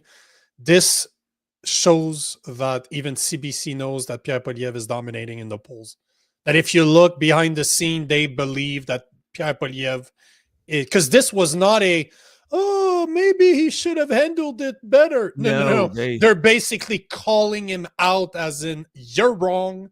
And if this is the type of shit that you allow without punishment, that means you were pretty much aware of what was going on. That's what that woman said. So that was like hey, Mark Carney, you were wrong. Like she's going fuck you blazing right now. Oh yeah. And that is as bad as I've heard the CBC ripped into the liberal party in forever. A long time. And Sylvie says, I think CBC is vouching for the jobs. You're right. But it certainly, acts as a pretty interesting indicator about where, what they're thinking or what they're seeing behind the scenes. They probably have a sense of what's sort of really going on in the ground, what's going on in the campaign. Yep. And if they are shifting their tone, it'll be really interesting to see.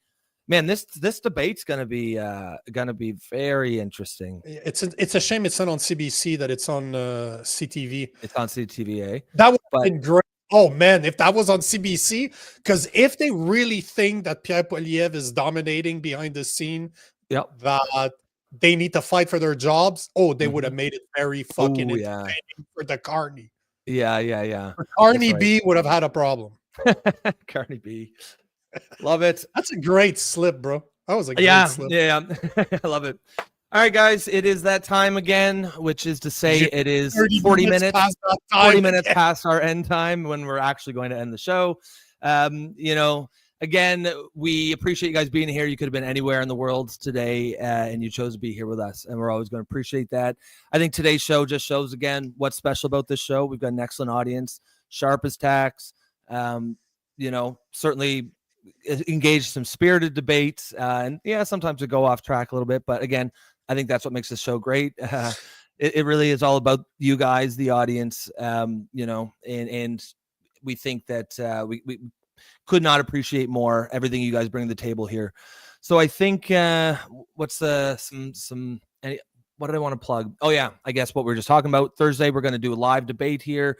That's going to be 6:45 Eastern time. We're going to start. The debate starts at 7, so we're not going to drag on. We're just going to kick off, tee up 20 minutes, 15 minutes before. It's more formal than usual. Yeah. I don't know how you get less formal. That's a great point. Sylvie says, thanks for the great show. You guys are awesome. Thank you, Sylvie, for being here. Could not appreciate it. Oh, Perry never showed up, eh? She must have had an appointment or something. Well, I'm sure. No, PPC was on the live. Oh, that's right. She's always got to do. She's on troll duty. And tomorrow we got Andy Kaufman here, and he is going to be. He is the vaccine Would you call him a vaccine expert? Probably. He is an anti-vax. Anti-vax. No, anti-vax. Yeah. Anti-vax. I love that. Anti-vax is on the show tomorrow. Yeah, so that's going to be a good show. And then, of course, on the 28th, we're going to have live election coverage. But I think that is it for today, guys. We'll see you tomorrow. Same time, same place. Peace.